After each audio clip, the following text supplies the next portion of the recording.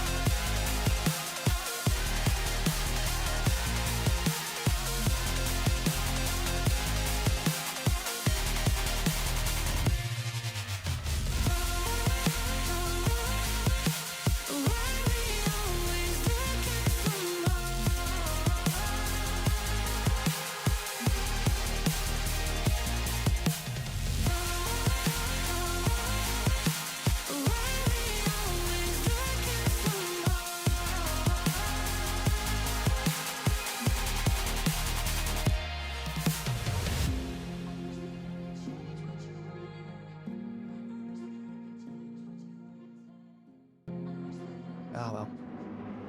Hello and welcome to race day for the AGT ACC Belgian Grand Prix, round 8 of this championship. And following on from a very exciting qualifying on Friday night, our drivers now face 2 hours around this daunting Spa circuit. It's going to be the ultimate test of character. Drivers who can get through mistake-free could find themselves in a very strong position in the final hour. And if that's not enough for you around this circuit, variable weather could also play a factor. So who's going to go with a bold strategy here this afternoon? And of course, all this action brought to you by AGT TV and TrackSpotTV as well. Head over allthews.trackspot.tv if you want to be part of the revolution in the world of sim racing. We know tonight anything can happen around this circuit, and it usually does, and I'm sure it will this afternoon, as it's time to welcome my co-commentator here for this afternoon after Friday night. I hope he's gotten over Friday night. It's Mr. AGT, or the voice of AGT as we like to call him, the one, the only Isaac Fogarty. Good afternoon to you. It's race day. Yes, hello Trev, hello everybody watching at home. It is indeed race day. We are not too far away from getting things started here in lovely Spa. What a race it has been, or what a weekend it has been for these drivers. Qualifying Friday night was absolutely electric. Only 0.04 of a second between first and second, separating Josh Truick, Matt Zanetti. It was an electric session. There was so much happening, drama, people invalidating, people spinning. I didn't know where to look really throughout that session, but it was very action-packed. And if that's anything to go by, today's going to be a brilliant race. Absolutely, and cannot wait for it. We're getting underway very, very shortly. Let's have a quick recap so far of the opening 7 rounds of this championship. Round 1 was the Italian job way back in May. And then it was the Spanish Super Sprint for round 2, eventually, of the championship. The Silverstone Clash on the 23rd of May. That was round 3 of this championship. And the King of the Ring at the Red Bull Ring for what was the first of our sprint rounds for round 4. And then the American Grand Prix, the first enduro race of the season for round 5 at Watkins Glen. And what a race that was. Round 6, TrackSpotTV Challenge, of course, from the famous Bathurst. And round 7 was the community vote. And of course, today, depending on wherever you're watching right around the world, is going to be round 8 of this championship. But before we go any further, Isaac, of course, the drivers' standings, and there's a few gaps there, but still plenty of points up for grabs. This is an endurance round, so it's not over just yet in terms of the championships. No, well, it's never over till it's over, and there's a long way to go in this championship. Obviously, Matt Donetti, our championship leader, from Simon Bishop, from Josh Struick, and if any of those drivers make a mistake today, there could be a big swing in points for them. Adam Gray leads the way in Pro-Am, but Bob Norley, who's starting from the back, has a lot of pace here if he can string a lap together, and Max Silver, qualified 6th, was 10th coming into the shootout, left that shootout on the 3rd row of the grid ahead of Adam Gray, which is crucial, so he'll be hoping to claw some points back today as well. In our AM class, there's no Ian Stewart today. He's not racing this week, so this is prime opportunity for Wayne Tanner to get himself into championship contention once again. Even Matt Boyd could find himself either leading or in 2nd coming away from today, so plenty to play for in our class championships, Trev. Absolutely. Let's head along to the team standings. It is CP Motorsports on top, Isaac, once again, but still it's pretty tight through the middle part of the team's championship here, and once again, plenty to play for.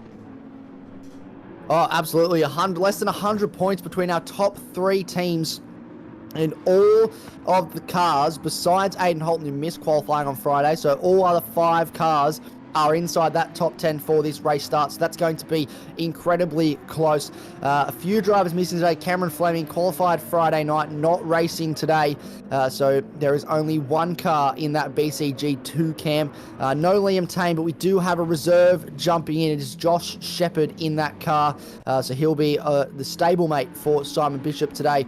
And then Defy Motorsports, they're a bit stuck in 7th place at the moment in this championship. They can't really move forward or backwards. Maybe today's the day they can make some inroads on the top 6. Absolutely. Now, round 8, of course, this afternoon. Knockout Friday qualifying. That's done and dusted. 120 minutes this afternoon. Pit stops required and variable weather. If you don't mind, we're going to take a look now at this beautiful circuit, Isaac. It's one of our favourites. We absolutely love it here at Spa-Francorchamps. This is one of the best circuits on the calendar, and I'm not biased. I say that about every circuit, but I promise you, I am not biased. It is 7 kilometers, almost on the nose in length, 19 corners, 9 to the left, 10 to the right, 103 meters of elevation going up through Rouge and Radion, and to a 1.05 kilometer camel straight down towards Lake Com. So that's going to be a crucial run. That's the first sequence of corners our drivers will face in this race today. Plenty of opportunity to make some moves coming into Lake Com off the start. Absolutely, and then through to the final part of the lap at Blanchimont, and then the bus stop chicane there. A fantastic lap indeed. We are getting ready. We're almost ready. I can inform you that our drivers are on the starting grid. It's an incredible sight here, which you're about to see very, very shortly. And guess what, Isaac? We're less than a minute away until we go racing. Here are the cars on the grid. Does it get much better than that around here, around this beautiful Spa circuit? Look at the cars all lined up, ready to go. Well, we had 28 cars for qualifying on Friday night, and we now have, I believe it's 31 or 32 cars on the grid for the race today. So a fairly large grid, and yeah, hopefully we see some great racing as a result. Look at them all, pretty much covering that entire front, what is normally the front straight, the F1 front straight. And we're not too far away now. G'day to everybody watching in the chat as well. Nitro's mum is tuning in. A few drivers getting in to say g'day before they get underway as well.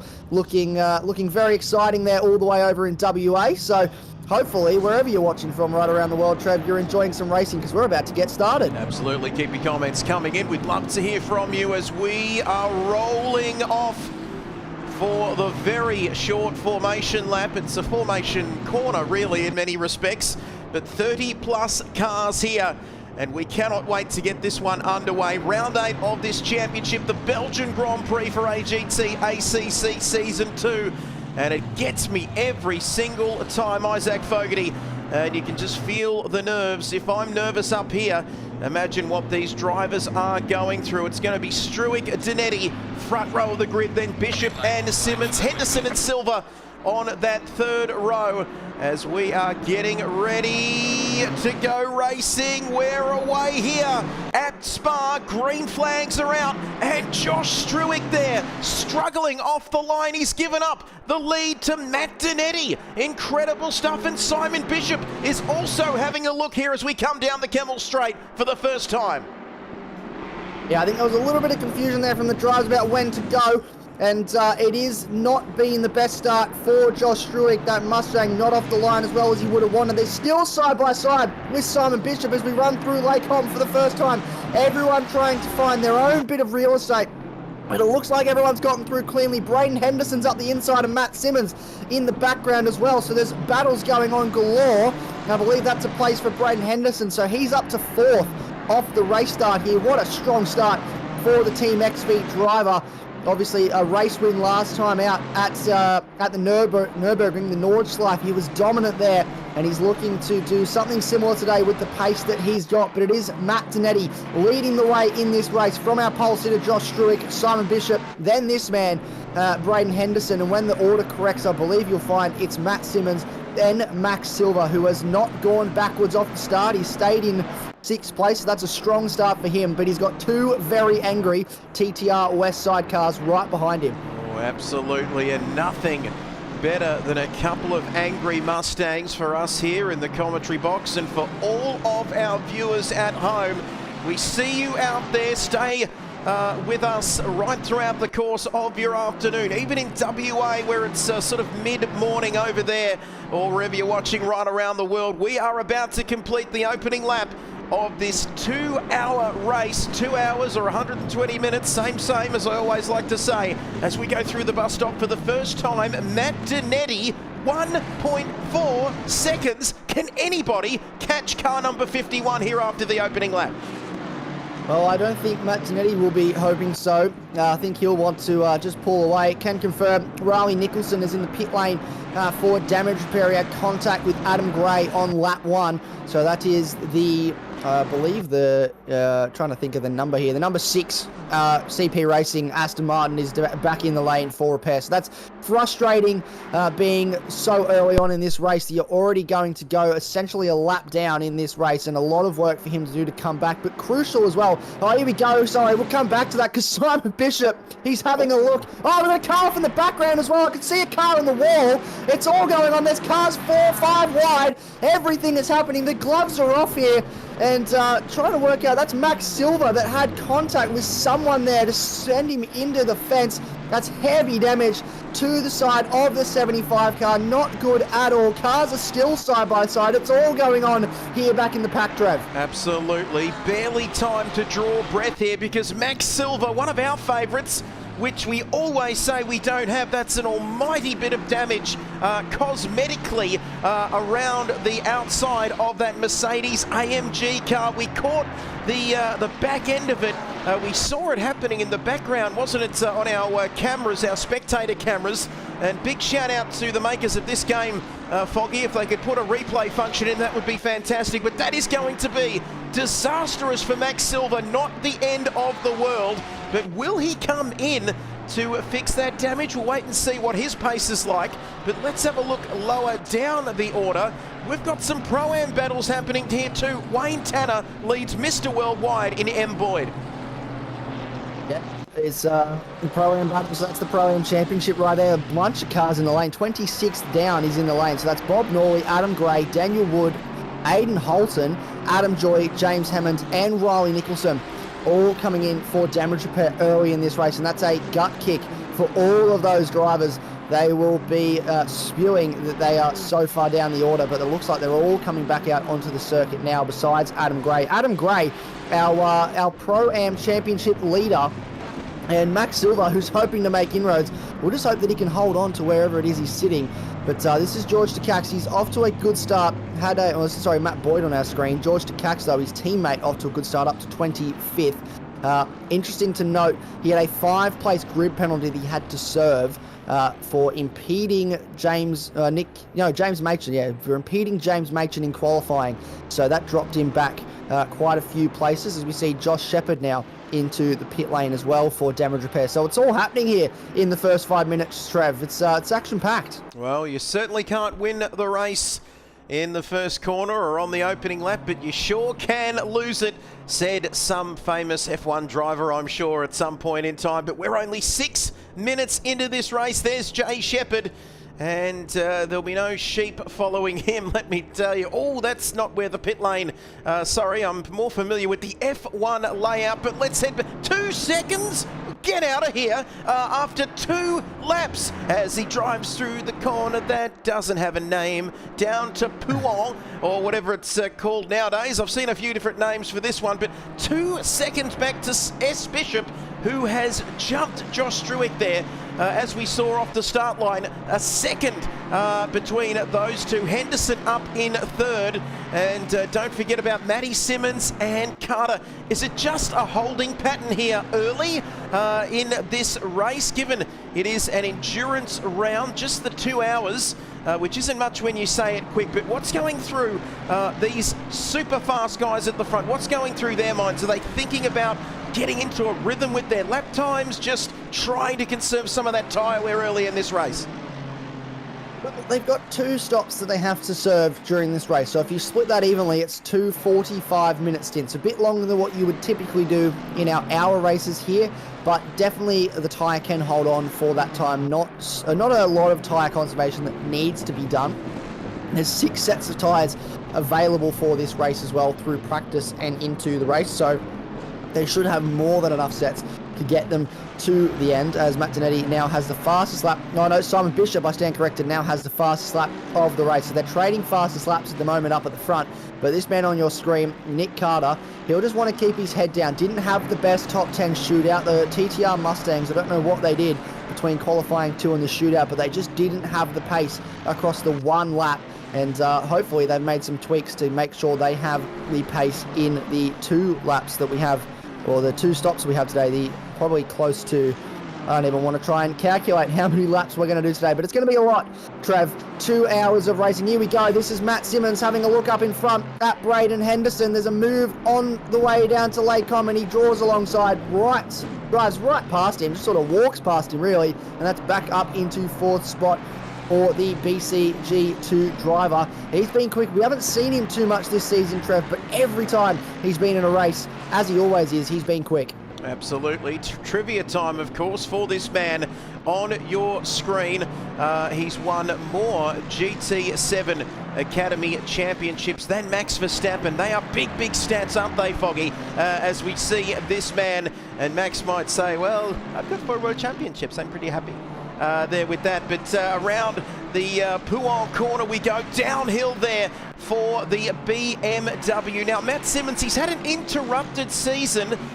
He's missed a few rounds, of course, but when he's been here on the track in that beautiful car number 8 that he loves driving in this championship, he has done quite well, hasn't he? And he's always been there or thereabouts. And it's about time I clicked off Matthew Simmons, I think, as we take a look at Carter, not too far behind him. As you can see, more importantly as well, Matt Donetti is not checking out at the front. Simon Bishop stole that fastest lap from him. That's how he'd talk if he was talking about it.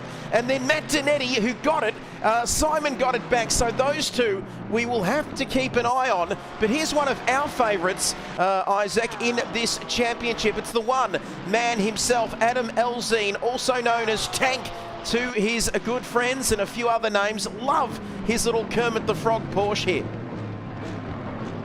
Yeah, and he invalidated his lap in qualifying after getting a big ups from Liam Tame, who joined us in the commentary box on Friday night. So Liam got around him, gave him the big old, how good is this guy? And then he invalidated his qualifying lap, started 10th, and he's gone backwards so far in this race. So not the race start he would have wanted, but there's a long way to go. He had a massive crash at the last endurance race we did in Watkins Glen, and there's the conversation in around that was just to keep his head on. He's a young fella. It's so easy for these drivers to get hot-headed. He's got a long time left in his career. No doubt he'll go on to do some amazing things in virtual racing and maybe even real life racing. Who knows?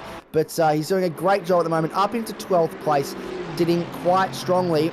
chasing down Max Silver, who is carrying some cosmetic damage, and we'll have to keep a close eye on what happens to him as this race progresses. But class leaders at the moment, we've got Sheepers leading the way, and for Defy Motorsports 2 in the Pro-Am class, followed by Nathan Hutton and then Max Silver in third, and Matt Boyd now crucially leads that AM class. Absolutely. Don't forget 3 separate classes, Pro-Am and AM class, but look at Mr. Boyd here leading the way over Wayne Tanner, and Wayne Tanner had his struggles leading into this afternoon's race. Of course, I saw him in one of the practice lobbies, and you know the old saying, Foggy, what you see in the practice lobbies stays in the practice lobbies. But I'm going rogue, and I saw he was having some struggles with the back end of this car, the Aston Martin, especially on some of the slower corners. He looked like he was struggling a little bit, but having said that, he doesn't look to be struggling too much. But he's got Gordon behind him as well for company, and Aidan Holton, who is their Pro Class driver, of course, he has been struggling, hasn't he? Currently sitting in 25th overall, and these are the guys, aren't they, Isaac, that were involved in some shenanigans on the opening lap. Nicholson, I beg your pardon, he was involved in that as well, and he's right at the back of the field now along with Gray. Yeah, well, so Adam Gray has been experiencing this weekend, he's experiencing some brake pedal issues. It's sticking anywhere between 5 and 60% depending on what it decides to do at the time. It's sort of having a mind of its own. So he's been having brake pedal issues, so he knew he wasn't going to be the fastest today. He might have struggled. But he's been trying to work on it, trying to manage it, but obviously didn't go his way on lap 1. Something might have happened with that brake pedal, not too sure. We'll have to have a look into that. I'm sure they'll be all over it in the TTR Southside garage, poring over the data, trying to work out what's happened. But yeah, not the race start that he would have wanted, and a great opportunity for Max Silver and even Bob Norley, who's currently sitting in 26th place, to pull some points back on this man to really open up that Pro-Am Championship. Absolutely. 32 cars in the field. Good to see we haven't had any disconnections or any drivers dropping out with 1 hour and 47 minutes to go. This is round 8 of this AGT ACC Season 2, and I was invited to jump on board and jump in the commentary box and do a bit of this broadcasting of this championship, just to understand the history and the work that goes in behind the scenes. I managed to sit there and watch the finale of Season 1 with the man alongside me leading the way in the commentary box, and you could just get a feeling for how important this is, how much this series means to our drivers as we head back to the business end. What's that? 1.5 seconds now is the gap, and there is Simon Bishop. Very close indeed. Wow, he is managing the pace. Simon Bishop from New Zealand, and you can see Matty Simmons and Josh Struick. This is incredible. 1, 2, 3, 4 very close battles going on. Yeah, well, that's what we like to see. Only 15 minutes into this race, so still a long way to go. But yeah, very close at the moment between Matt Zanetti and Simon Bishop. He's starting to reel him back in, and Matt Simmons is trying to get himself into podium contention. It has not been the start to the race for our pole sitter Josh Struick that he would have wanted. Down 2 spots already, looking like if this continues for Matt Simmons, he could lose a third. So something's happening with those TTR Southside Mustangs, and there's a bit of work that needs to be done in the pit stops, I'm sure, to tune them up just right to get them going to the end. But we're looking now at what is a very, very strong top 4. Braden Henderson as well. He's not too far away, and he's got Nick Carter for company with him within a second. So we've got the first 6 cars sort of in little groups of 2 battling away at the moment. Yeah, then we've got a big, big gap back to James Machin there, coming on to the Kemmel Straight. And we've got Quadrille there as well in the Ferrari, the first of the Ferraris. There's a few in the field here this afternoon, but the first of them in the Pro Class at least is there in 8th. And you can see then it's Nick Hutton there as he is leading the way in the Pro-Am class. Oh, slight moment there. Is that Max Silver? and Adam Elzine. Get a load of this, front row seats to this battle if you don't mind. That's a bit more damage on that Porsche too than the last time we spotted him, of course, but you can see coming through the corner with no name now, and he's right up behind Max Silva.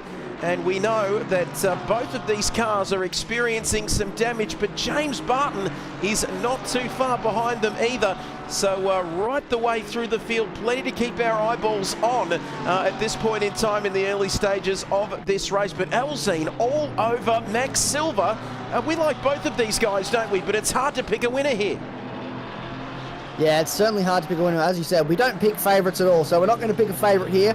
But if I'm Max Silva, I don't want to battle too hard with Adam Elzine. Yes, I'm going to lose points by losing the position, but holding each other up is just going to open up James Barton. As we see Matt Boyd off the track, so that's a huge moment through Pouon. It's so easy to do. The rear end of the car just steps out, and that's what's happened here for Matt Boyd. He's now facing the wrong way, and we'll have to continue on. He's lost a bunch of positions, though. He'll drop down, right down, probably to 23rd, I'd say, maybe, on correction once everyone updates themselves. Here we go. He's back to 22nd, so that's a big moment. Hopefully not too much damage to the 79 car, but we'll jump back up to that battle now, and it looks like it's still going on. This could go on for a while, but as I was saying, if I'm Max Silva, I don't want this battle to go on for too long, because this fast-charging James Barton is not too far behind. So if this is holding up both drivers and then opening up for drivers behind to catch up, I just let him go. Yeah, absolutely. And, well, the big question is as well, get amongst it in the chat like we keep saying. We'd love to hear from you as we see this battle continuing between Elzine and Max Silva there. Will we see rain today? We'll get back to that question in a few moments' time, because are we going to see a move here from the Porsche on the Mercedes AMG car? I reckon it's going to be done. It's going to be close. Max Silva, can he come back? Well, he certainly can't there after that move through Les Combes. And Adam Elzine, the young, hard-charging man, only a young man, of course, just 14 years of age. I'm not 100% sure. We'll have to get it confirmed, but I am sure that he is the youngest man in this race. We'll run with that otherwise, but 14 years of age, the speed on him, and now he is right up behind Hutton as well. He's after blood. He can smell blood in the water here in Spain. We're not in Spain, in Spa, and he is going for it, the young man. Yes, well, the key for Adam Elzine here is patience. We spoke about this earlier. He tried to rush a few moves at Watkins Glen, backfired for both him and the driver he was battling. So patience here, trying to get past his car. He knows he's quick in this Porsche. He just needs to execute the way that he has with that move on Max Silva. It was a very nice move between both drivers, and wasn't too hardly fought between Max Silva, but now James Barton has closed up to the back of him as well. So there's a bit of opportunity there for James Barton maybe to invite himself to the party, but then there's a fair way back, 7 seconds back to Frank Horvath. So this battle pack, they don't want to hold each other up for too long, but Adam Elzine here, he's going to have a look. He'll wait, he'll bide his time, he'll be smart about it. As you said, only 14 years of age, but there's plenty of experience behind the wheel already for such a young racer, and we'll see what he can do as this race progresses on. I'm just having a look up and down the field, and any close gaps. It seems that Les Sandwich is closing up on Mark Sinclair down in 15th place, and that's a little battle pack that's happening at the moment. This man missed qualifying, started from the back of the grid. I'll get the exact placing for you in just a minute, but no matter where he started, he's already up to 15th place, which is an amazing start. He started 28th in this race, so 13 spots he's already moved forward. Unbelievable effort there. It is Ferrari 15, 16 and 17 there right throughout the field. James Barton, of course, you mentioned him just a few moments ago. You can never count him out. And as Elzine has made a move there, if I'm not mistaken, up into P9 overall. So there we have it, 9 Pro Class drivers inside the top 9 spots on the track. And what is that? Another 9 of them in the Pro-Am class. Oh, that looked a very silly salmon there from Sandwich, but he's managed to keep it all together, thankfully, as we are 20 minutes into this race already, which you know what that means for everyone watching at home. That means we've got 100 minutes of this race left about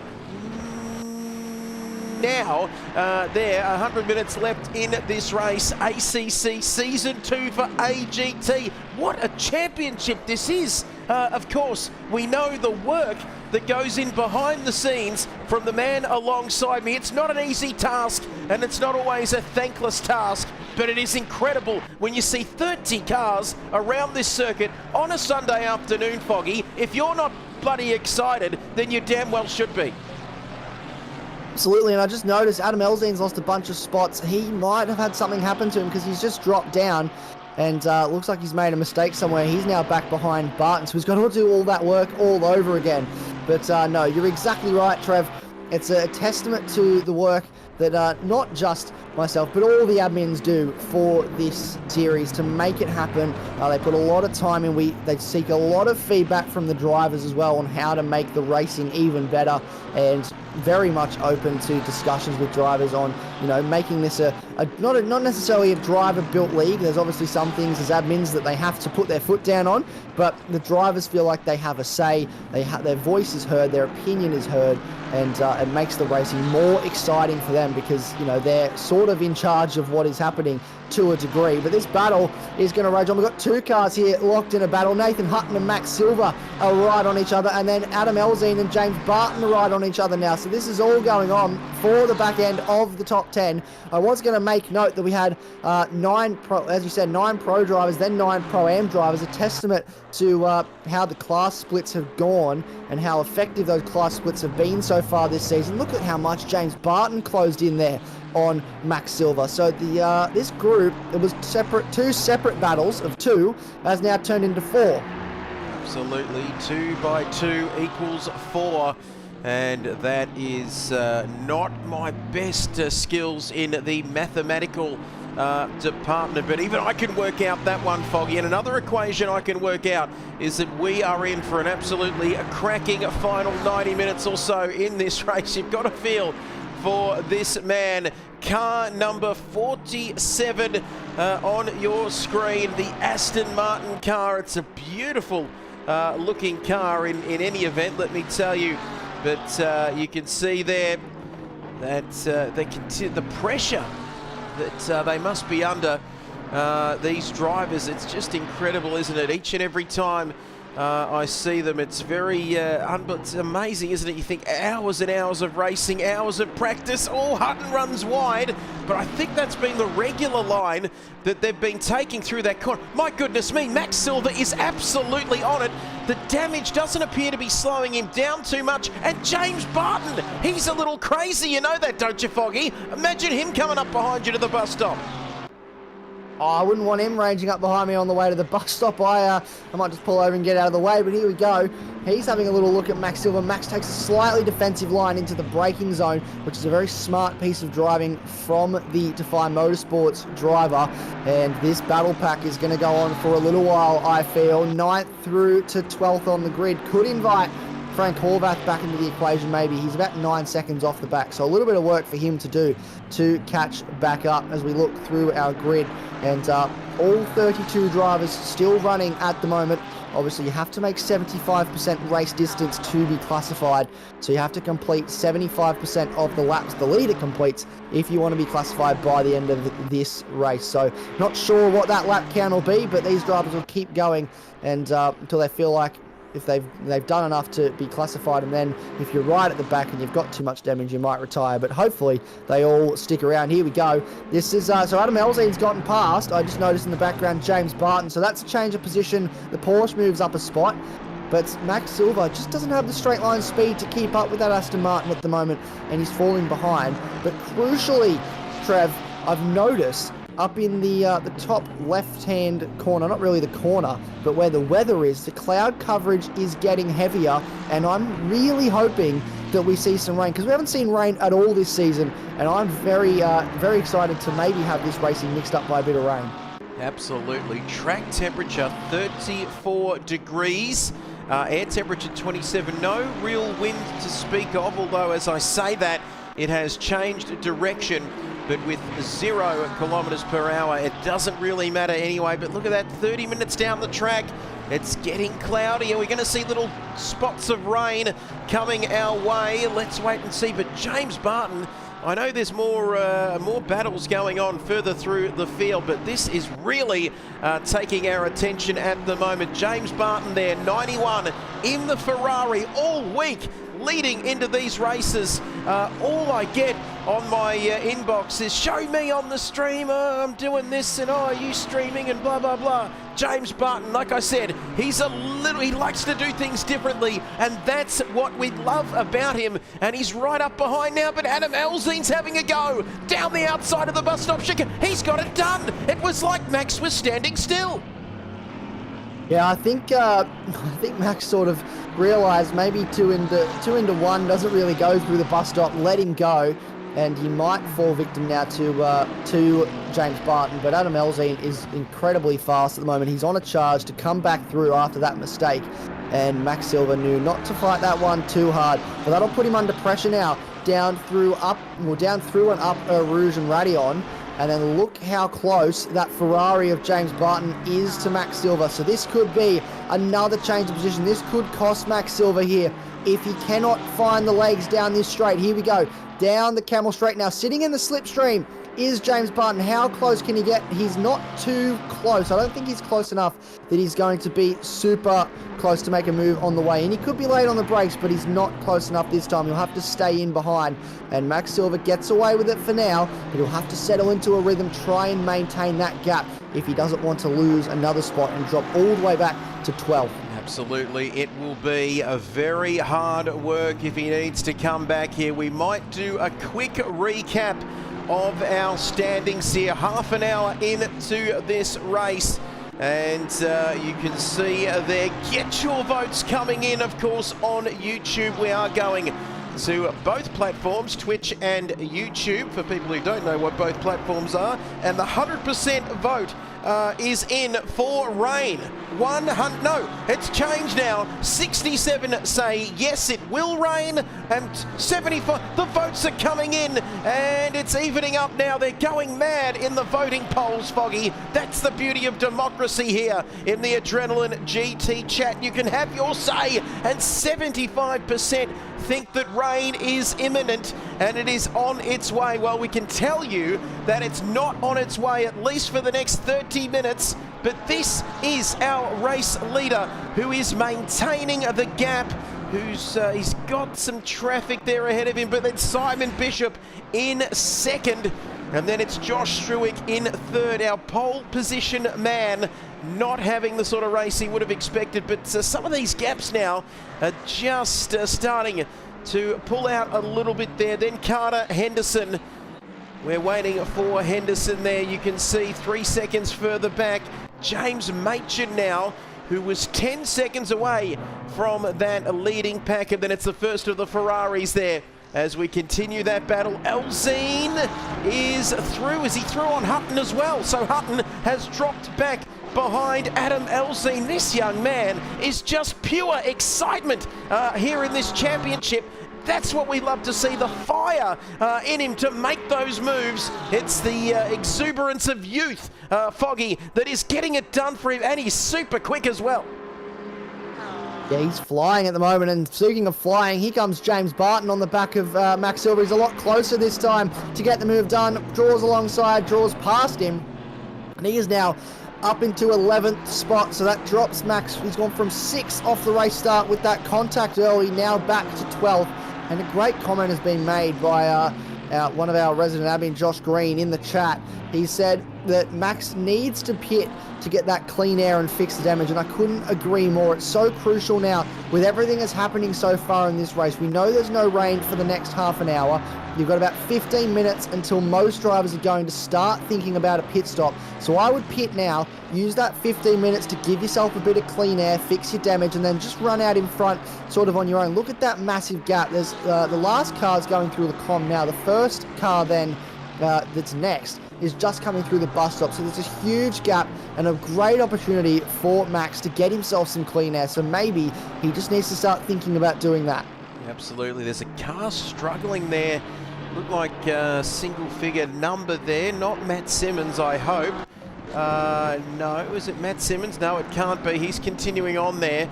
As let's take a look at some of the drivers lower down the order. Here is Bob Norley in the 82 Mercedes-Benz, right up behind Aidan Holton, who is working his way back into this one. Still plenty of work for him to do, however. But Aidan Holton now in the BMW. You can see him just ahead of this man, Bob Norley, as Nicholson comes in to the pits from well down the field in P32 there, overall in the Pro-Am class. And you can see Boyd as well, after that huge incident he had. He's still well down the field, isn't he? He was well and truly in that battle between Tanner and Twining there. But as well, you can see third in the AM class with Hammond and Takax. Always love my man Takax, let me tell you, because, oh, down the inside, that's not for position, surely? No, that'll be a lap car coming through. Max Silver is coming to the lane, so he's heard us talking, and he's jumped into the pits. So he's serving his stop. That's Takax getting out of the way of Matt Simmons there. But 12th place is into the pits. Max Silver is into the lane for his stop. A minute worth of damage that he has on that car, so he'll have to sit there for quite some time to get that damage repaired for over a minute in that pit box. Here he goes, pulling up to his box now. They'll lift the car up, he'll repair that damage, and he'll be back out on track in no time at all, hopefully still in that clean air, because look at that gap they've only got a car coming through Blanchimont now, so this should be a perfect opportunity for Max Silver to find himself in clean air here. Yes, certainly will, as we take a look at Sandwith. He's been right behind Horvath, hasn't he, for most of this race, but spot on to one of our admin team there. Maxi did pit, he did listen to your CP Greenie, get that car into clean air and fix that damage. Prevail says, afternoon gentlemen, a short view back to the past. If you take a trained... No, just kidding. Gordon up to P17. Did he not start in P31? If so, Isaac Fogarty, that is an incredible effort from this man on our screen. In fact, he's up to P16 now. No stopping him. He's doing a great job at the moment. Started right from the back of the grid as he missed qualifying. And he is, a bit of curb usage there for Gordo. He runs quite wide. That might be a track limits warning for him, but no, he started right at the back, up to 16th place, which is great. Les Sandwich started 28th, he's up to 13th, so a couple big movers so far in this race. Absolutely, that's what we love to see. We love to see your comments coming in. 17 minutes on the voting there. Will we see rain? And given it is Spa, there is a big chance as James Barton into the pits. Oh my goodness, Simon Bishop into the lane. Somebody explain to me the reasoning behind. Is this a little bit early, Foggy, or is this bang on where you're expecting the two stoppers to be? Well, this could be tactical. It's about 10 minutes before I would have come in, and this very much could be tactical. The question for me, though, becomes, where is Max Silver? Remember, he was in 12th, came into the lane. He's down in 25th, I believe, now. And just wondering where he has come out of the pits and whether he's in some sort of battle with these guys. But this is Braden Henderson. He's got a Define Motorsports car behind him. That very well could be Max Silver if I can get a look at the race number. But it's the cameraman, the guy with the cameras doing the panoramic shots, always cuts away right before I see it. But no, that is Max Silver there.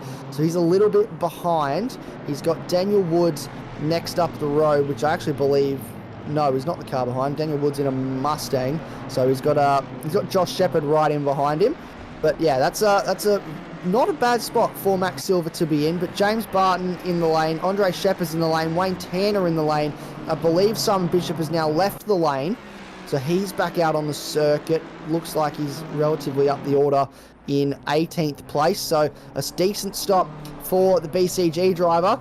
And where will everybody else come out? The big question for me, where will James Barton come out in relation to Max Silver? Because remember, Max had to fix that damage. Certainly did. Don't forget, hit that like, follow, subscribe buttons if you're out there watching. because this is a classic race there. Simon Bishop, why are we looking at Simon Bishop? Well, the reason we are is that he is in clear air, and that is what it is all about there. He's still got that fastest lap of the race as well. And let me tell you, he's got that number 1 on the side of his car for a reason. It is because he is our reigning pro champion, of course. But let's have a look. Matt Dinetti into the pits as well. So Simon Bishop has pulled the pin. Quadrillin as well in the Ferrari car number 67.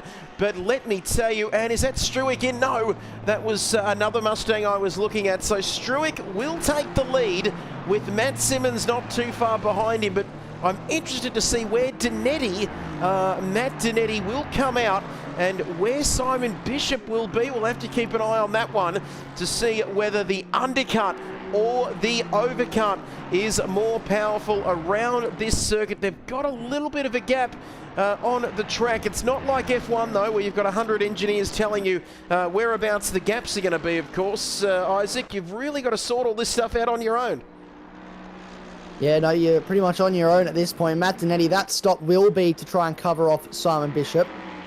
You'll have seen that the number 1 car was no longer in his rearview mirror, and will have come in to cover that undercut that Simon Bishop is trying so hard to cover off. He's now come out of the lane. Says he's in 14th, but I think we'll have to wait to see what the correction is on that for Matt Dinetti and whether Simon Bishop did jump him.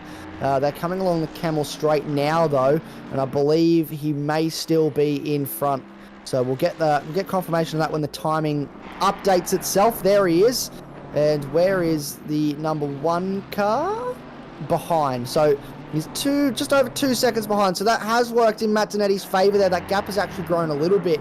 So the overcut so far proving the most effective, but it's forced Matt Dinetti into an early stop on this second set of tyres. So they're going to have to ask a fair bit to either run long in this session, or in this stint, or run long in the final stint. But either way, you're going to have to ask a fair bit of at least one set of tyres in this race. Absolutely, those tyres will be screaming by the end of this one. Track temperature's very high as well. It is hitting 34 degrees there, as you can see. Cloudy conditions with no real chance of rain here so far. Bishop and Dinetti, I wonder where that's going to leave our leaders. Matt Simmons has decided to come in. There he is. So you can see the other drivers there. They're a little bit further back as we come into the pit lane. A very narrow pit lane as well here at Spa-Francorchamps, as you can see there. Into the pits comes Simmons. Henderson still continuing on along with Carter. So that is a beautiful looking car, isn't it, if I don't say so myself. The black and gold Mustang. Love the look of that car. Struick continues to lead down. Josh Struick has a habit of running long and deciding to stay out of course, and sometimes it works, sometimes it doesn't. You can see Simmons there, but if you're further down the field, is there an opportunity to go long and potentially cause some issues for the pro class guys? But as we always say, it's not really their battle, is it? Especially if you've got your own battles in the midfield. Yeah, well, absolutely. And we saw in Watkins Glen, Josh Struick ran long and did an alternate strategy to everybody else. We questioned it. It paid off, and he won a considerable margin. So he could be doing the same thing again today. Never question a man who's doing something different than everybody else, because he's always up to something.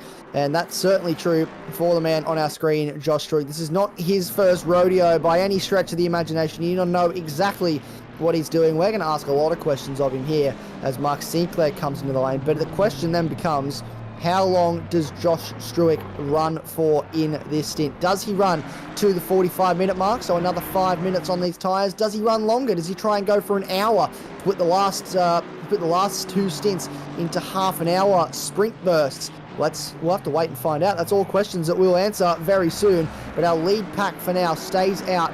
So it is Josh Struick from Nick Carter, from Braden Henderson, from Adam Elzine up into 5th, because he is yet to stop. That's James Machin coming into the lane. Will Adam Elzine come into the lane this lap as well, or will he continue on?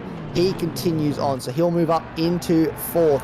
And then it is Nathan Hutton currently leading the way in the Pro-Am class. Ducks into the pit lane. Frank Horvath is 15 seconds back, so a fair way behind, but he's got a little bit of a battle pack going on here. That is Adam Gray, I believe, behind this too. He's a fair way down, and both cars will continue on. Les Sandwith and then the Mustang of Adam Gray will continue on as well.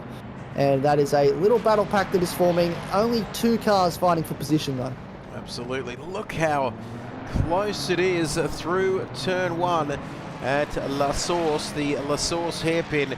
And about here, a few years ago in the F1 race, we saw an absolute pile-up back in the day. But here we go, Horvath now.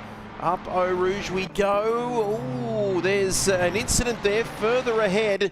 There at Les Com, I think. I'm not sure which car that is, but somebody has gone off there. They look to have got back going again. But is that 2 Ferraris going past the Mustang? What happened there? I was looking at the track map and then cast my eyes back, and it is a Ferrari going past as we see the Fogarty Motorsport Junior car getting right out of the way. What happened there? Did he just let them through?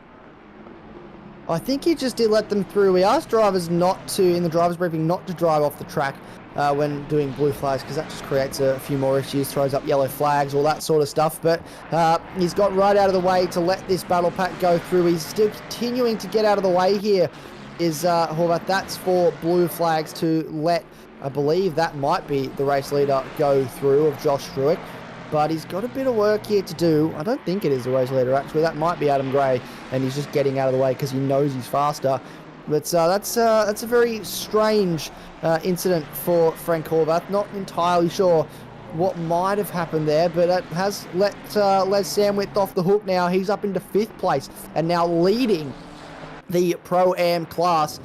Keep in mind, they're yet to stop. The first of the cars that have stopped, Matt Donetti, is back up into, or no, Simon Bishop is past Matt Donetti. So Simon Bishop has found his way past Matt Donetti, has the effective lead of the race. So something has gone on somewhere for Matt Donetti, which means that he's now the one chasing after our reigning champion. Oh, he's right behind him though. Right behind him. He's not going to give him an inch. These 2 great drivers, these 2 great champions. This is why we give up our time to watch drivers of this caliber. Bishop and Donetti. Big shout out to Matty D, of course. He is an absolute superstar. We always love watching these drivers, especially 2 of the very best. But Simon Bishop, he's absolutely flying there. As you can see, Matty Simmons 10 seconds further back. There's a yellow flag. The car has gone into the pit lane. I wish I could see what cars. It'd be good if there was a little box or something that could come up, isn't there, that you could just see what cars are off the track or the reason for the yellow flag. Is that someone off at Eau Rouge? Is there an incident at Eau Rouge? What is going on there? That we're going to find out very shortly here, Foggy. Yellow flags are out. Yeah, I can't quite see who it is. I'm trying to read the number, but I can't squint enough just to see which car that is. It doesn't look like it's at Eau Rouge. It looks like someone's in the pit lane. Still unable to read the number, but hopefully that's just an error. They've returned to the pits, and hopefully they'll return to the pits again to clear that yellow flag. And we'll keep a close eye on that, because that's very frustrating if you're trying to make a move. I don't think you'd be really trying to make a move into Eau Rouge, actually. Now that I think about it, you'd probably be silly. So maybe he's doing everybody a favour. But this man on our screen, Simon Bishop, he's got a lot of pace at the moment. He's trying to build a gap now to Matt Donetti, but Matt is not letting him go. They have a large gap, actually, back to Matt Simmons. And pretty much everybody now has served their first stop, except for the first 4 cars. So Josh Struick, Les Sandwith, Andrew Griffin, and Nathan Lee are yet to come in to serve their first stop. Everybody else is in their corrected order pretty much. Frank Horvath is still in the lane, so when he comes back out, he will be in the corrected order position. Max Silver, though, I'm starting to wonder what has happened to Max Silver and where he is, because he was up with that lead pack, and now he's all the way back in 22nd as a result of that damage that he had to repair. But he's got damage repaired there as the marshal Still waving those flags. It's got to be one of those pit lane glitches we see in this game. But more importantly, for this man, he's got the damage repaired. And you can see Wood and Sinclair. And Shepherd right behind him there. Car number 27, the BMW, at the back of that pack is a little bit out of shape there. Coming up to the Fogarty Motorsport Junior car, getting out of the way. That looked like Takax, given the number, or the name I should say, on the front windscreen. That's right, Foggy. I'm rocking it now on a 32-inch screen, so I can see everything. I can even see the drivers changing their minds. That's how much I can see now. Don't you worry about that at home. We will not miss a thing for the remainder of this race, but everybody in this bottom part of the field has made a stop. Where else can we look? Hutton here, just a second behind Norley. Griffin is into the pits as well. So the Ferrari, car number 43, into the pits. Still those top three stay out, and more importantly, Josh Struick stays out here on lap 19 of this race, and he's still going by. So is he going to leave it right on the hour? But how far can he go? We've seen the undercut versus the overcut so far. Is he trying something completely off the wall here in terms of strategy? Again, he might be. We have spoken about what this man just does in terms of strategy, which is left field of what everybody else is doing. So who knows what's going through the mind of that man at the moment. He won Watkins Glen by doing something different. He might be on for a strong result here by doing something different. He will ask a lot less of the tyres when we get to the end of this race, especially considering he now only has to do exactly 45 minutes on each set of tyres if he wants to, whereas everyone else has to do a longer stint somewhere and ask more of a tyre at some point. So he's taking his pain early to hopefully have an advantage towards the end of this race.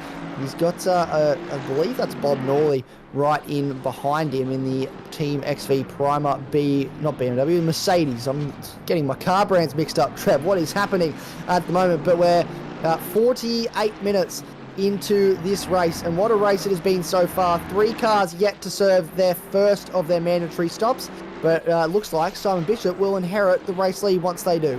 He certainly will. Matt Donetti is very close behind him there. Never count M. Donetti. Don't forget the 2 Ds. He is an absolute superstar. Then it's Matty Simmons a little bit further back, but not by much. What's happening in the other classes, I can tell you, is this the man again, Hammond, who's not meant to be in the AM class, but is. He's always got a little red number 59 next to his name. But Wayne Tanner, he is also doing very, very nicely indeed. This championship battle, this is an absolute cracker in the AM class there between himself, Boyd and company in the AM class. Always love watching the AM class because it just gives me some hope that someday I might be able to get behind the wheel myself. It is fantastic, and it's very tight at the moment. You can see 19 seconds between Tanner and Twining and Takax, all the T's, 1, 2 and 3 in the AM class. And what's happened to Mr. Worldwide? He had a big moment, didn't he? And it looks as though the damage has been fixed on that car. Yes, the damage is repaired. He's back on the charge now, trying to put in some consistent and fast laps. Massive power slide coming through the back end of this circuit on the run down towards Blanchimont. He's looking quite quick at the moment, behind his teammate, only a few seconds behind. He is a few laps down, so he'll have a bit of work to do if he wants to make up positions before the end of this race, but it's been a difficult race for him. He was in a good position early to be leading the AM class, and then a massive accident at Pouon meant that he had to come in for repairs, put him a few laps down, and now he has all the work to do before the end of this race. But James Hammond, as you mentioned, into 16th place, the man that is adamant now that he wants to drive a Porsche. He doesn't necessarily want to drive anything else besides a Porsche, and if he's quick in it, then it doesn't much matter, does it, as long as he's having fun. But he's doing a great job at the moment, into 16th. Missed qualifying on Friday as well, started down the back and is up into 16th. Aiden Holton is in 15th place in this race after starting down the back. James Barton leads the Pro-Am class at this stage. Then Bob Norley, who had an early incident, and now this man on your screen, Nathan Hutton, is running in quite a good position as well. He's got, I believe that is actually Bob Norley right behind him, so that's been a change of position for Nathan Hutton up into 13th place, second in class, and a strong start to this middle stint for the CP Racing driver. Oh, he's doing very nicely indeed, isn't he? And you can see there with his nose ahead now of Bob Norley. And recapping, we've got Sandwith finally into the pit lane there in the number 15 Ferrari. We see him dropping down the order, but my goodness, this is going to be an incredible final hour of this race. Look how close it is right throughout the field, but more importantly, they're looking towards the sharp business end of this field. Bishop and Danetti, not even a second. It's close to a second, but it's not even a second between them as Struick has gone through. Struick into the pits. So with an hour and 9 minutes remaining, we finally pulled the pin on this one, and he's in the pits. Lee goes through, yet to serve his stops, but this will be the race lead very, very shortly here. It certainly will be, or will it? We'll have to find out with Josh Struick coming in to serve his stop. These guys are a fair way behind, so that's going to be a big question for me, is will Struick actually come out in front of or right with these guys? So we'll have to wait and see what happens when he leaves the lane, but they've got a fair way to go before they get to the start-finish line. Struick should be in his box by now, I would suggest, serving his stop. So we'll have a look. No, he's still driving there. He's still on his way. The lead pack just coming up towards Blanchimont now, and he's now into second place. They've both jumped Nathan Lee, who's now in the background firmly, and he's now in to serve his stop. So he's in his box, ready to serve his stop. How long will it take for him? Well, 30 seconds it should take if he has no damage. But how long will it take for him to then get out of the lane and get up to these guys coming along the front straight now towards what is technically turn one, and brakes heavy into that very tight hairpin corner. Will he drop the car yet? Not yet. Here comes Simon Bishop. He should get past with ease now, I would suggest. I don't think it's going to be super close for these guys. Where is Josh Struick? He's not out of the lane yet. He's rolling in the fast lane though, so he is moving, but he'll fall out a fair way behind these guys. I was thinking it was going to be closer than it was, but it looks like it's not gone the way of Josh Struick so far. He has a bit of work to do. Yeah, absolutely. Did not work out, but then again, let's just stop and think about this, because that means that Struick will have fresher rubber, but they've still got to serve a pit stop anyway, don't they? So he will have fresh rubber. Can he make some inroads to the leading pack? There he is, getting his tyres and all these bits and pieces up to temperature there. And Carter as well. Let's have a look at some other battles right throughout the field. Max Silva is now making a charge on the other Mercedes-Benz. Oh, this could get a little bit awkward. Let's have a look here. Max Silva right up behind Sheppers here, but he's got a Ferrari in Hurley for company, so he's got clowns to the left of him, clowns to the right, and he's stuck in the middle there. And how are you, commentators, drivers? Good luck. Thank you for everybody in the chat. That's fantastic. But Max Silva is in a very awkward sandwich. Well, he is, and I think he'll be on the, I know he's definitely in a party chat with the man in front of him at the moment, so he'll be saying, come on, either hurry up or get out of my way, I want to get a move on. And we joke all the time, Andre Sheppers, he has the yellow antenna on the top of his car, so it's a radio-controlled car, but I'll be thinking that Max Silva will be hoping he's going to hurry up a bit, get a move on. He's got a very fast-charging Ferrari behind. He won't want to be held up for too long to open himself up to losing a spot. Both drivers will want to move forward for Defy Motorsports. I know somewhere in Western Australia, the team boss, Prevails, is watching along and cheering his boys on, and they are doing a great job so far. 19th and 18th, the best place Defy car at the moment, I'm trying to have a look, I believe actually is the 18th place car of Sheppers, and hopefully these guys can continue to move forward. as this race rolls on.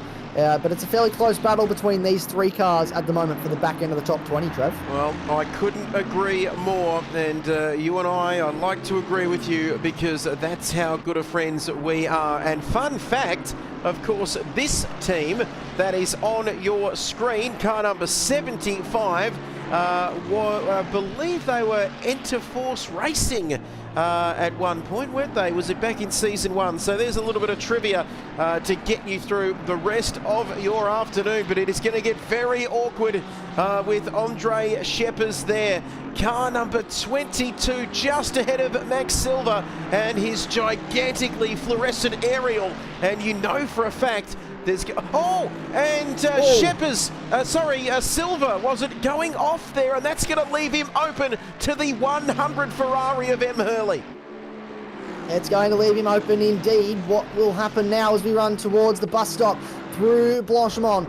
Flat out as much as you can be through here. Max Silva, though, he's too far ahead for Hurley to do anything this time around. He's definitely got the pace in that 75 car, just needs to keep it mistake-free. Not a super tidy run through that bus stop for the 100 car. Ran a bit wide through the first phase of the chicane, and that compromised his line, and he's now lost out a bit of time to those cars in front. Let's just talk about Max Silva for a minute if we can. The man is currently sitting third in class this season. Hasn't had the best start to the season.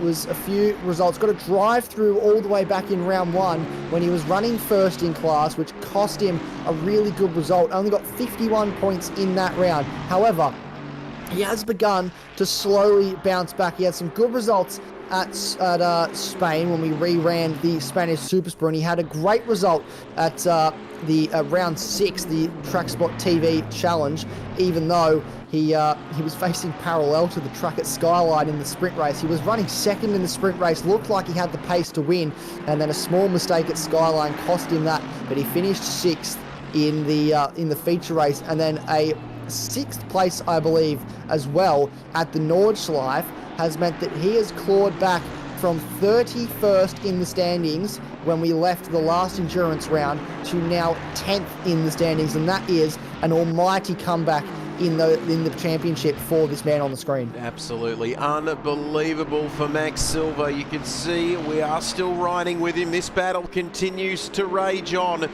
And I know that Prevails, of course, he is tuning in from Western Australia.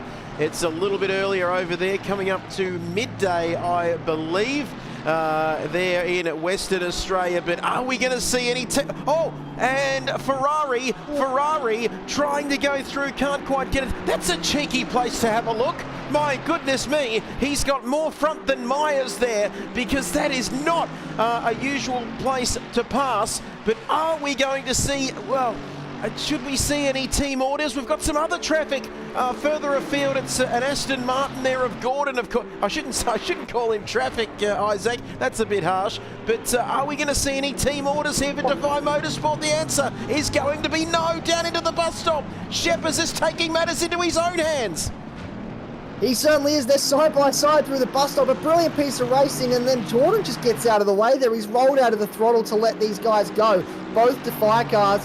Obviously, Josh Gordon, famously the brother-in-law, or either the brother-in-law or the cousin-in-law, but he is related by marriage to the owner of this team, Prevails. So maybe a little bit of in-law power flexing there and just saying, come on, help my boys out a little bit. And that's exactly what he's done by just letting them go, not holding them up. This has opened up now Scheppers and Max Silva to put the foot down, but here we go. Max Silva's having a little bit of a look at the back of his teammate. They draw alongside down the Camel Straight. This will be a change of position, and the Defy Motorsports 1 car pulls ahead of the Defy Motorsports 2 car. That is a change of position up into 16th place for Max Silva, and he is on a charge to try and come back in this race after being on the Pro-Am podium and looking at a top 10. Remember, he started from 6th place in this race. He had a minute of damage at the pit stop, Trev. He's got a lot of work to do.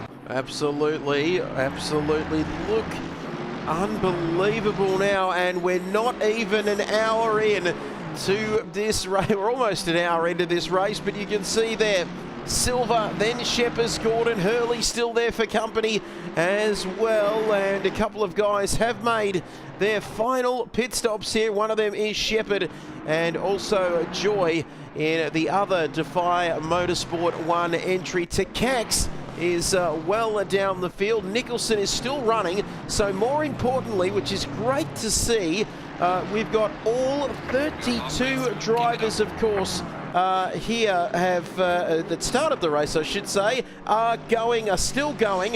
Whether they finish it or not is another question, but we hope that we can continue. Oh my goodness, this has closed right up. Simon Bishop versus Matt Donetti, and they've dropped Matty Simmons by 12 seconds, but also Struick is all over Matty Simmons here with much fresher rubber. And Struick versus Simmons, we see this an awful lot across an awful lot of platforms, and every single sim racing game, these two are always close. Oh, they just, no matter where they go, no matter what, I reckon we could put these guys on Mario Kart and they'd still be right attached to each other. I don't think it matters where you put them. They're just going to find each other on the track. They're going to be battling it out. That's exactly what they're doing right at the moment. It was a later stop for Struick, so he does have fresher tyres. A bit wide there on the exit of that corner, but he is nice and close now to the back. Remember, the Mustang doesn't quite have as much straight line speed now as the BMW. Well, it does have probably straight lines. It doesn't have as much straight line speed as it used to. It's 19% power restricted, and that takes away a little bit of the oomph, the get up and go that the Mustang used to have. Makes it a little bit more easy to handle through the corners and getting the power down, but it just means that when you push the go pedal, it's not there like it used to be. But don't be fooled. It's still incredibly fast. It's still a quick car, as evidenced by the fact that this man put it on pole, and he'll look now as we run down towards Eau Rouge and Radion. He will look to make a move along the Camel Straight, I would suggest. Oh, I reckon it's not too far away. And the voice of AGT and the thoughts of Isaac Fogarty alongside me this afternoon in the commentary box. We've been saying it all weekend. We've spent hours, literally hours together, and don't we love each other's company? But Josh Struick, he is not close enough on this occasion. And Matty Simmons, boy oh boy, you've got to get up very, very early in the morning to get anywhere near Matthew Simmons in the BMW. It's BMW 1, 2 and 3, and just look at the names: Bishop, Donetti, Simmons and Struick. Huge names in the world of sim racing. But can Struick make this fresh rubber work to his advantage? That's going to be the question, as we see Bob Norley also in the pits there with 57 minutes to go in this race.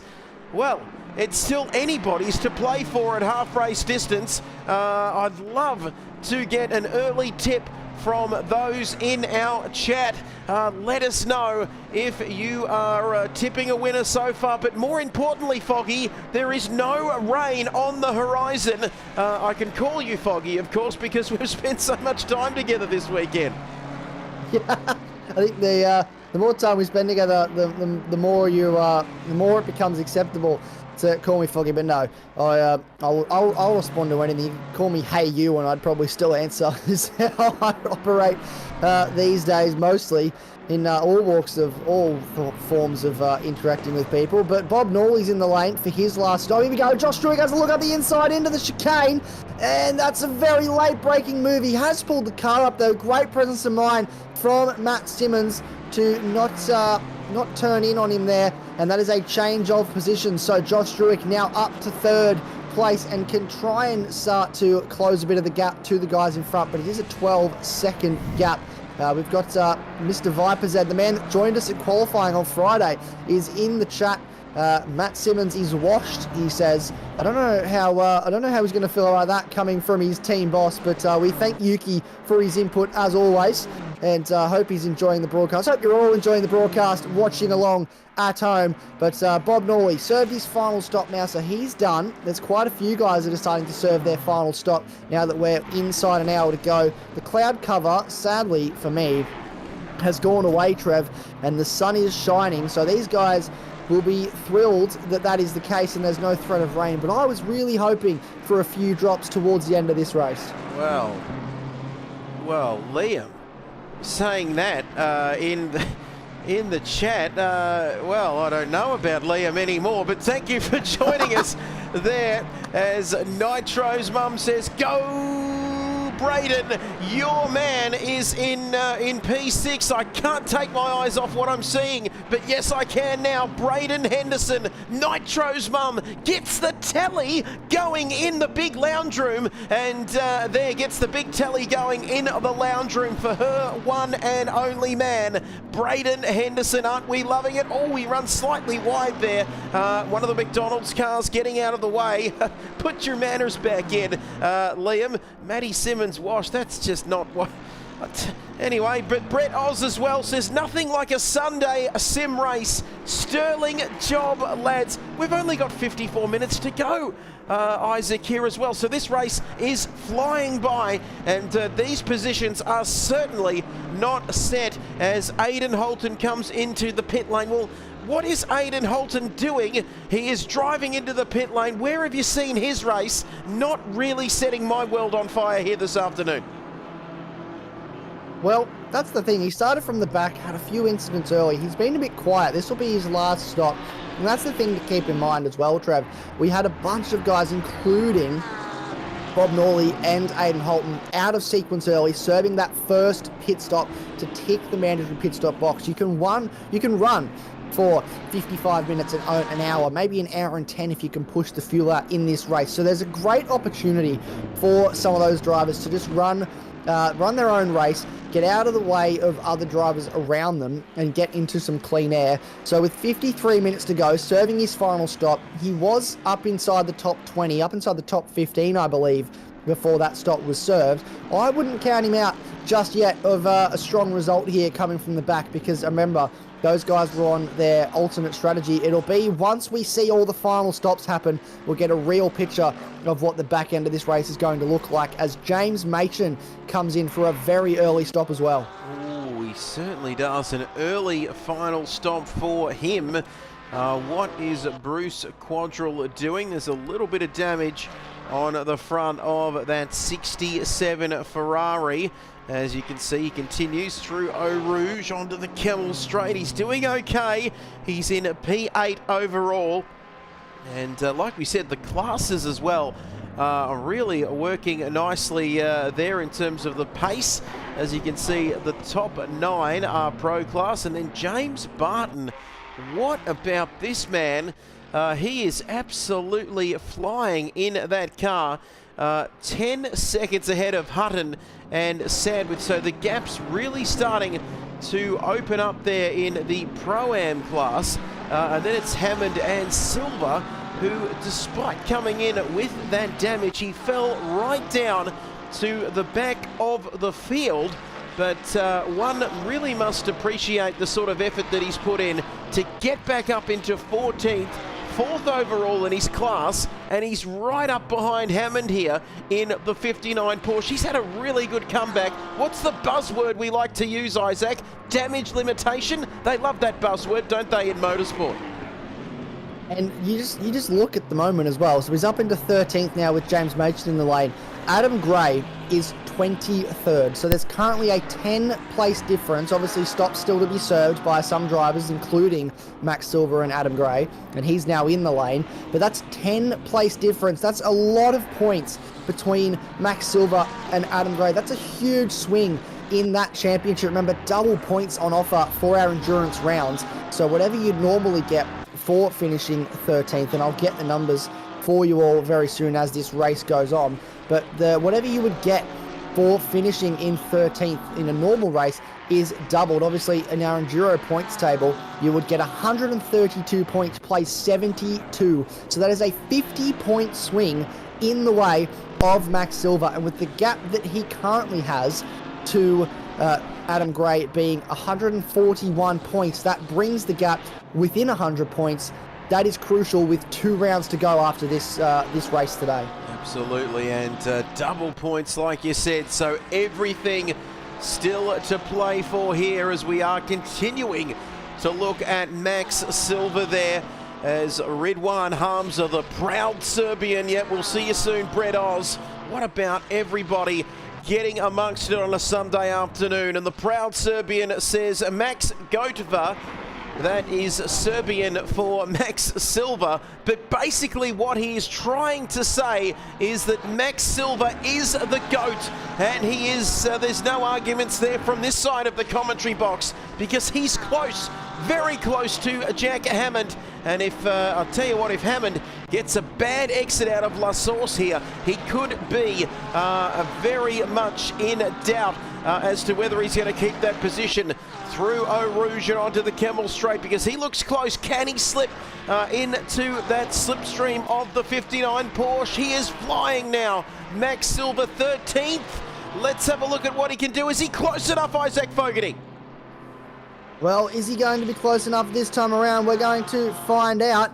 And this is a great battle between these two. He's going to pull alongside, looks to the outside. Oh, this is very good racing between the two of them. Round the outside into late comms. Does he hold on? Yes, he does.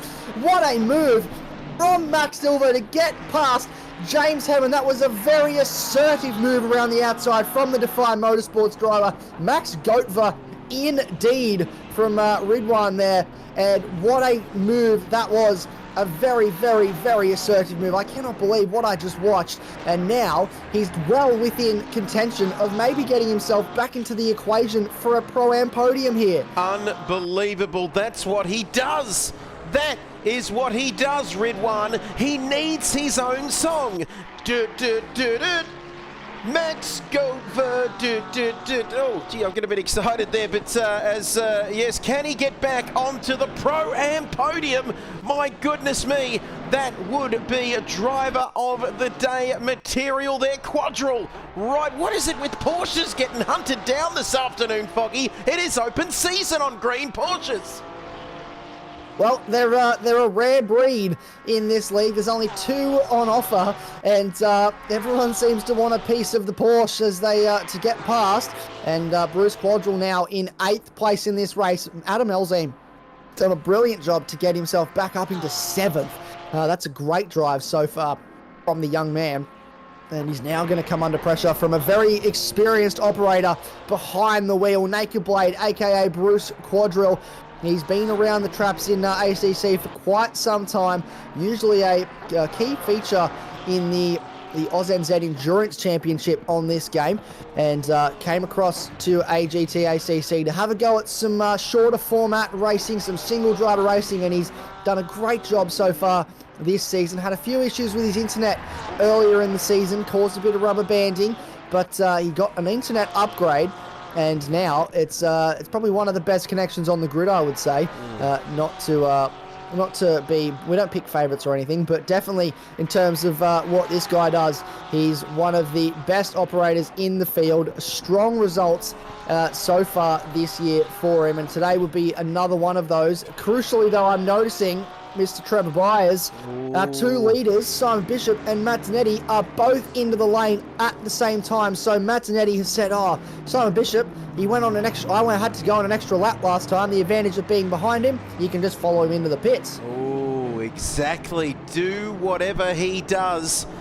In terms of strategy, it's not all that exciting seeing them roll into the lane, but the tension, you can feel it in your bones, and you could not fit a Ridwan Hamza between them as they both come in together. Of course, loving our work is Ridwan. The chat is going, what is going on, Foggy? The chat is absolutely going off, but those two are in the pits, and Struick needs to get on his bike because he now leads this race. And Matty Simmons, they've still got to make their stops, of course, but Bishop and Danetti, they went early before and they're going early again in terms of coming into the pit lane. And where is this going to leave the rest of them? We shall wait and see. Elzine there is now extended that gap a little bit. He is looking good over the top of Eau Rouge there. Quadrille as well. Barton still leading in the Pro-Am class. Very impressed by Jimmy Barton here. Yeah, he's, a lot of drivers have been very impressive so far this season. And so far this race as well, they sort of try and fly under the radar and just put in good, solid, consistent performances.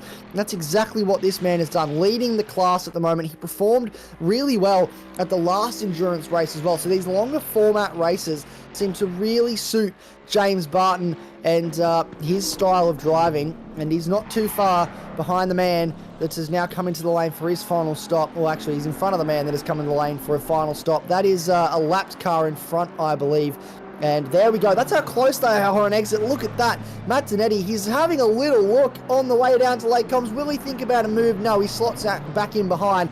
But this battle, it could not get any closer, and I don't know if these two will be hoping, but I certainly am. Don't know about you, Trevor Byers, but I'm hoping this goes all the way to the end of the race. Oh, me too. And Foggy, have a look. I can call him Foggy, of course, but have a look at the weather. 10 minutes. 30 minutes. What sort of little icons are they? It's got sun with a chance of a cloud. Could we see a little sprinkly do later on in the race? But Matt Donetti is not holding back here as we go down. Pouon loves saying that as Matt Donetti right up behind Simon Bishop. Bishop goes across to cover him off, but Matt Donetti, is he going to go through as they break down to whatever, which corner is this? Of course, it is the Campus Stavelo part of the circuit. I got that excited, I forgot which corner we were at, but Matt Donetti is all over him, and I've never seen a BMW that wide, certainly not in the Southern Hemisphere. No, well, Simon Bishop is the widest BMW in the Southern Hemisphere. I don't know what they do to those BMWs in New Zealand, but they must do something to make them Fernando Alonso levels of track width. And he's doing a great job at defending. Famously, I like to bring it up all the time, famously, these two were locked in 90 minutes of a battle for our Season 1 finale at Imola. They were inseparable for the entire 90 minutes. Matt Donetti couldn't find a way past. He came away from that race saying, I don't want to do that ever again. I don't want to have to sit behind him for 90 minutes. I need to work out how to get past this man. And a couple times this season, he has. He's figured it out. But he knows he needs to wait for a Simon Bishop mistake here. He needs to look for where he's vulnerable into a braking zone. And at the moment, Simon Bishop is vulnerable nowhere. He don't even know if he knows what that word means. No, I don't know whether he does. Over there in New Zealand, they like to make their BMWs very wide over there in New Zealand. As Hurley comes into the pits, what sort of impact is that going to have on the universe at large? I'm not too sure, but we'll keep an eye on that, of course. Pro-class driver, and then it's Struick now maintaining his gap to Matthew Simmons. Simmons into the lane. Matthew Simmons has come into the lane for his final stop with 42 minutes to go as he just strolls into the pits very slowly past a couple of very enthusiastic looking 2D marshals there.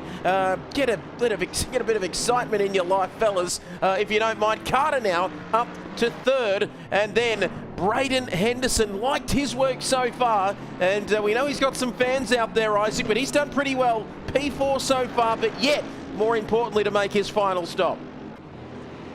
Yeah, he's got a little bit of time up his sleeve now before he has to try and make his final stop. He's sitting in 4th place on the road at the moment. No major amounts of pressure from cars in and around him just yet. You can see there's Matt Simmons trundling through the pit lane. Man, it's a long pit lane here. He's sit for a long time. Just waiting and waiting and waiting to get to your pit box. But yeah, running in what will be 3rd place on correction now as they all cross the timing line. And this has been a good race, a quiet race for the man who won last time out, the most winningest driver this season. Whoever wins today, provided that it is either one of these two men on screen, or I believe Josh Struick, they will tie him for the most race wins this season. But currently, he is the sole record holder of the most wins this season with 3. And having 3 race wins in a season where we've had quite a lot of races goes to show how competitive this field has been, Trev. Absolutely. You cannot separate a lot of these guys, that's for sure. And let's have a look. Can you believe it? 40 minutes to go in this race only. It is round 8 of this championship. We said right off the top of the show it's going to be about strategy. It's going to be who can conquer Spa here this afternoon. And what a race we are seeing here. It is absolutely fantastic. We talked about being mistake-free, and this track being the ultimate test of character. And well, anything could happen was our phrase leading in. Could we see a bold strategy payoff?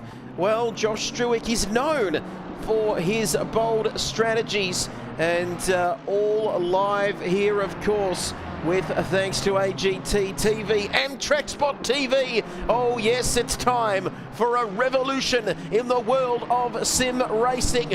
And boy, it is fantastic to have your company on a Sunday. Look, he's now trying things, and Matt Dinetti needs to be patient. He needs to really zen in on his yin and yang, because he doesn't want to make any super bold moves as Henderson is in the pits. Nitro's mum should be ready with the twisties. Look, here we go. So this is a crucial stop for Braden Henderson, his final stop of the race. 3 cars that have stopped so far, Simon Bishop, Matt Dinetti and Matt Simmons in that lead pack, will all jump in, but he should maybe come out in this little Pro-Am battle pack you can see from Les Sandwith all the way down to Frank Horvath. So he'll come out somewhere in there. He won't want too much traffic.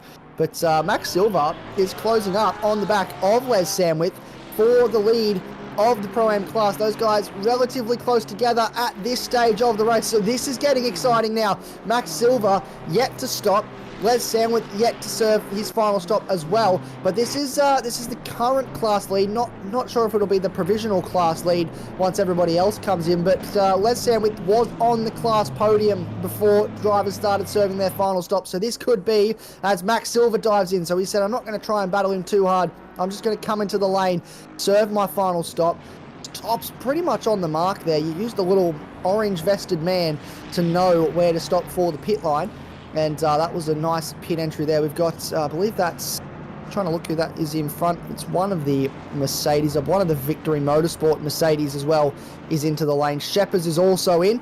So we've got a few cars. Clayton Twining in serving his final stop as well. Absolutely love this livery. Always have, always will. Very Jordan style from back in the 90s. Well, Max Silva, he was second, wasn't he, briefly?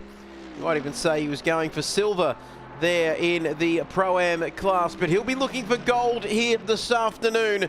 And hit that like button if you're enjoying what you're seeing. 77% of our voters say Silva can get back onto the Pro-Am podium. Well, he's doing that. No trouble at all now, as this car, Sinclair, comes into the pits, and Carter into the pits as well. Now, to explain to all of our viewers at home, Isaac, of course, when that small strip on the timing boards goes green, does that mean that everybody has served their stop, doesn't it? And there's no more stops until the end?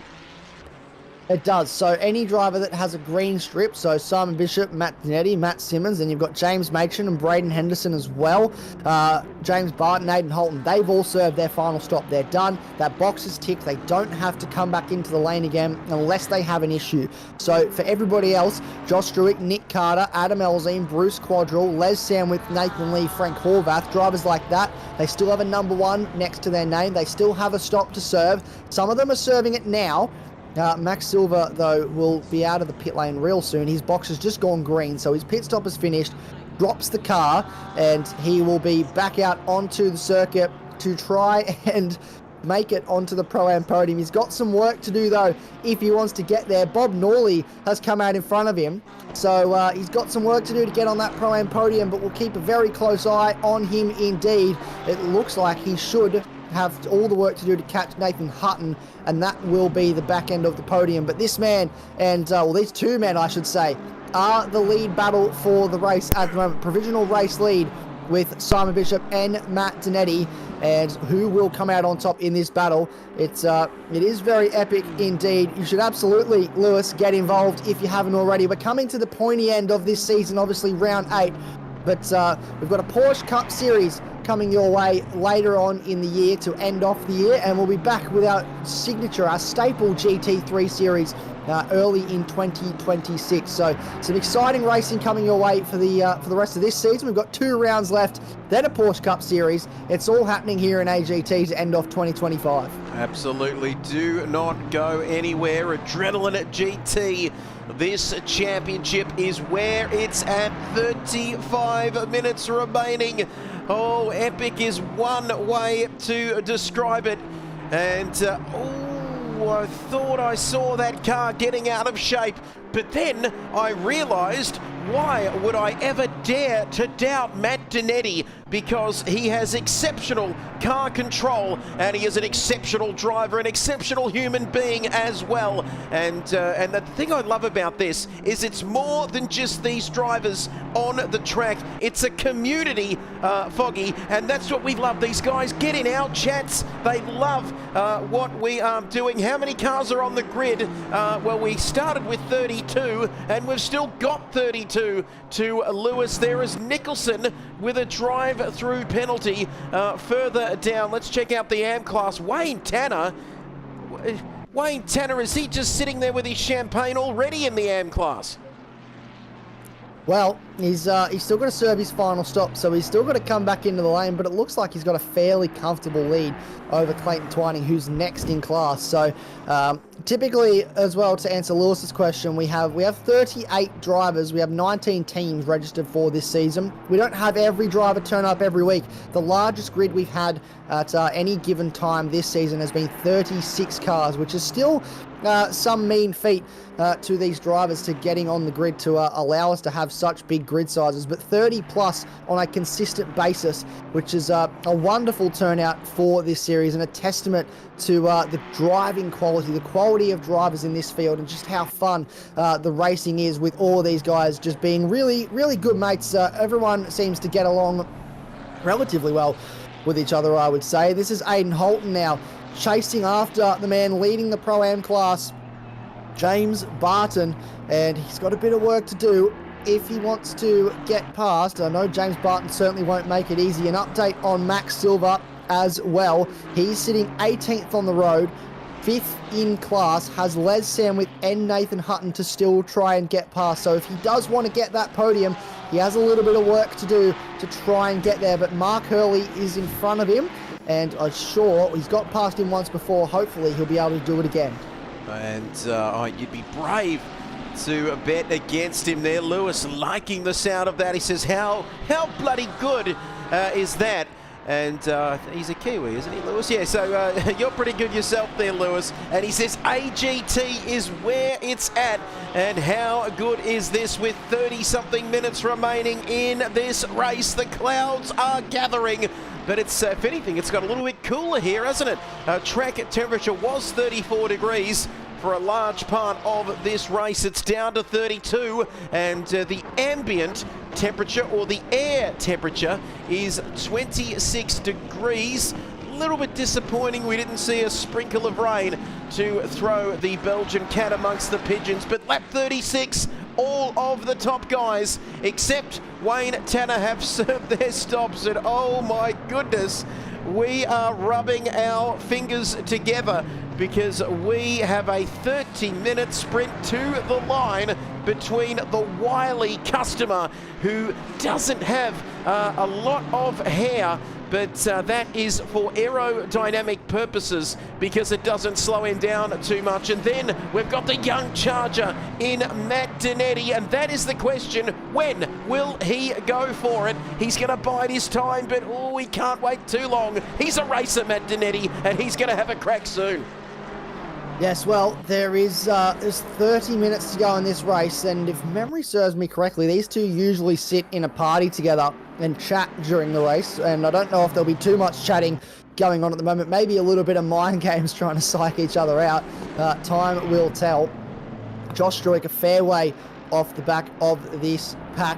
If Matt Donetti does get past, just a little fun fact for you, it will then be 1, 2, 3 on the road will be Matt Donetti, Simon Bishop, Josh Struick, which is, oh, here we go, he's taking the advantage of the lapped car being in the way, and Simon Bishop had decided to try and get out of the way of the lapped car. Matt Donetti used that to full advantage, pulled alongside, down through turn 5, I believe that is, and was able to pull alongside but not make the move done. But he's not done yet. Here we go. He's nice and close. Has a look to the outside. Simon Bishop defends the inside line into Pouon. Matt Zanetti looks for the switchback. Has a little bit of front oversteer.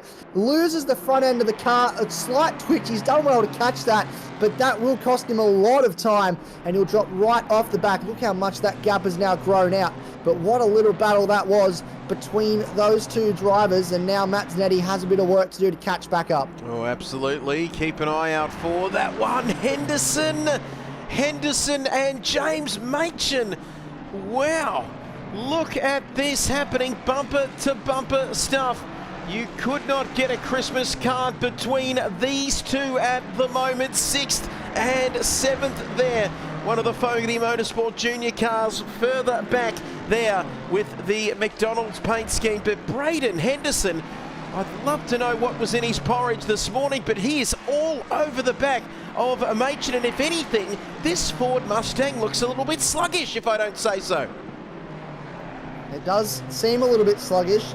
And both Mercedes, so there's a few Mercedes trying to make moves at the moment. This battle's going on. We'll have to keep one eye as well on Max Silva, who's got past Mark Hurley and is now chasing after Les Samwith for 4th place in class. So he's trying to put the hammer down as well. So the Mercedes drivers on a charge at the moment in this race with only 29 minutes to go. We're inside the final half hour. Where has time gone, Trevor Byers? It seems like we started not that long ago, and I can confirm with Wayne Tanner coming into the lane, that is the last of our pit stops that have happened. So now, the order that you're looking at, which we might have to run through in just a minute, is the order that we should have till the end of this race, providing no one makes any mistakes, but there hopefully will be a couple battles in there.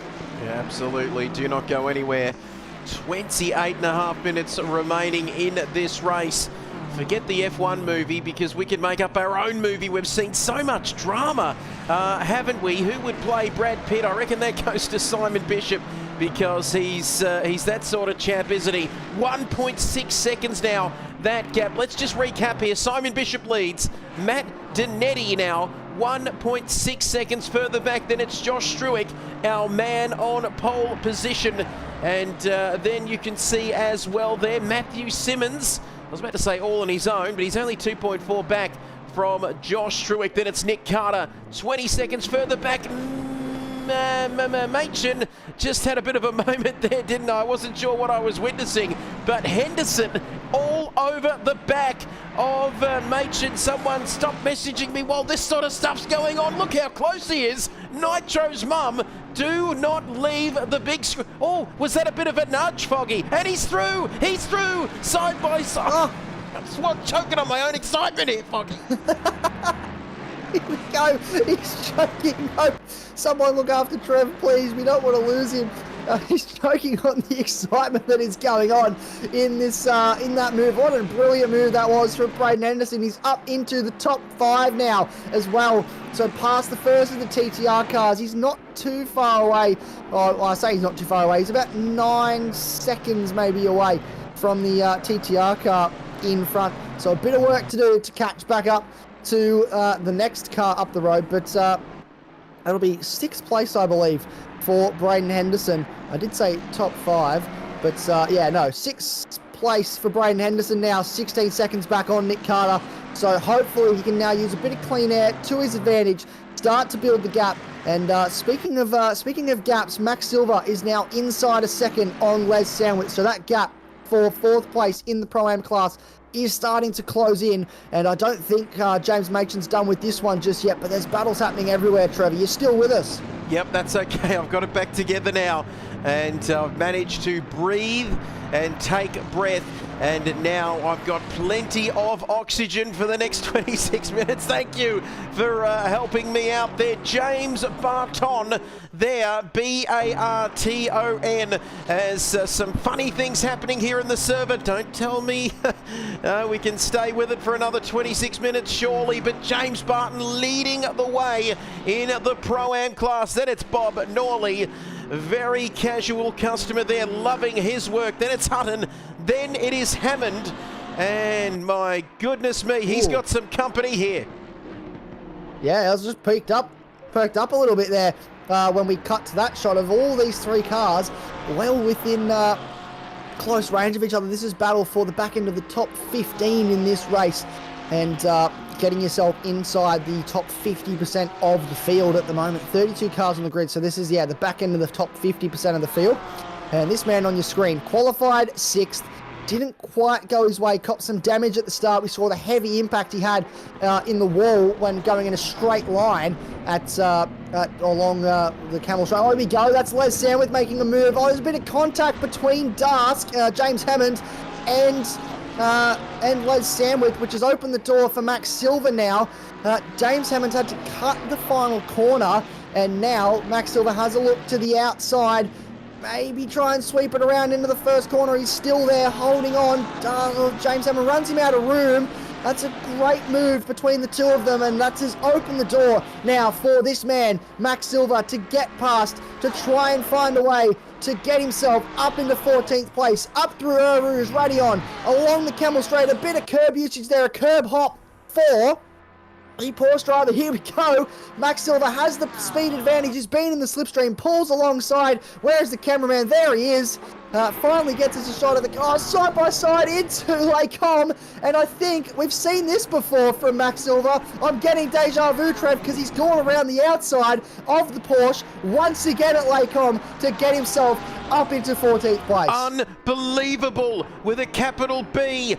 Capital U even, because this is a man who started this race with all sorts of issues. He was right down the back with all sorts of damage, and then now he's just come back. He fixed his damage and he came back, and oh, he's a long way off, isn't he? It's going to take a little bit to get to Hutton, but my goodness me, what a driver, Foggy. Oh, he's one of the favourites. He's one of the favourites. Love this man's work. He's even got silver written on the back of his car. As you can see, he's in the silver class on this game, but boy, he's giving us gold service here this afternoon. What a driver he is. I reckon we could make his own song. That's how much we love him there. He's got a little bit of work to do, though, to get to Hutton and Bob Norley and Barton as well. What's happening at the front? 40 laps completed here with only 23 minutes to go. Simon Bishop is controlling the gap so far there in this race. What else is happening? I hear you ask. Further down the field, Shepherd is into the pits, not going anywhere, and you can see car number 55 there in Sinclair. But Wayne Tanner continues to keep on keeping on. This man is minding his own business there, as there was a yellow flag out for something. I didn't see what it was, but this man has had an almighty race here in the AM class. He absolutely has. He's been driving just brilliantly at the moment to just put in solid performances, and that's why he will be when we come. Oh, sorry, pardon me. That was quite rude. But when he comes away from this race, he will be the AM class leader. And an update on the AM championships as well. As I muck up where I'm putting numbers, I do apologise. But I'm just getting the points updated for you at home when we leave here today. If things stay as they are, as there's a car off in the background, that's the BMW, one of the Fogarty Motorsport cars getting right out of the way, there will be 81 points separating Max Silver in third in the Pro-Am class to Adam Gray leading the Pro-Am class. So less than 100 points between the top three drivers in the Pro-Am class with 2 rounds to go in this championship. Oh boy, isn't that exciting, Mr. Trevor Byers? 2 rounds. Did you say 2? Unbelievable. 2 rounds of this championship remaining, and it's gone very, very quickly indeed. This race has gone very, very quick indeed. Let's have a look at what other battles we have. Let's go from the back and see where we're at. Georgie Takacs there in 32nd position, P45 overall in the AM class. We don't mind a bit of Takacs for Fogarty Motorsport Junior. Love what these guys bring to the table, as he has bit of a moment there, Foggy. What on earth happened there? He's off the track and he's back in the pit lane. Yes, well, he just had a big slide coming through a rouge and he's taken the car back to the pits, which is the best call. We saw a massive incident at Bathurst where he tried to carry on with the damage and caused a massive accident at McPhillamy Park and received a race ban that he'll serve next time out at Laguna Seca as a result. And that was, so he's tried to avoid a repeat of that, which is a smart call. Riley Nicholson has not been the race for the CP Racing driver today. Had massive damage off the start as a result of contact with Adam Gray, who's been managing brake pedal issues. There's a big slide out of that corner as well. Cars turning into, we had Hondas on ice yesterday in a league that I was commentating for, and we've got GT3 cars on ice today.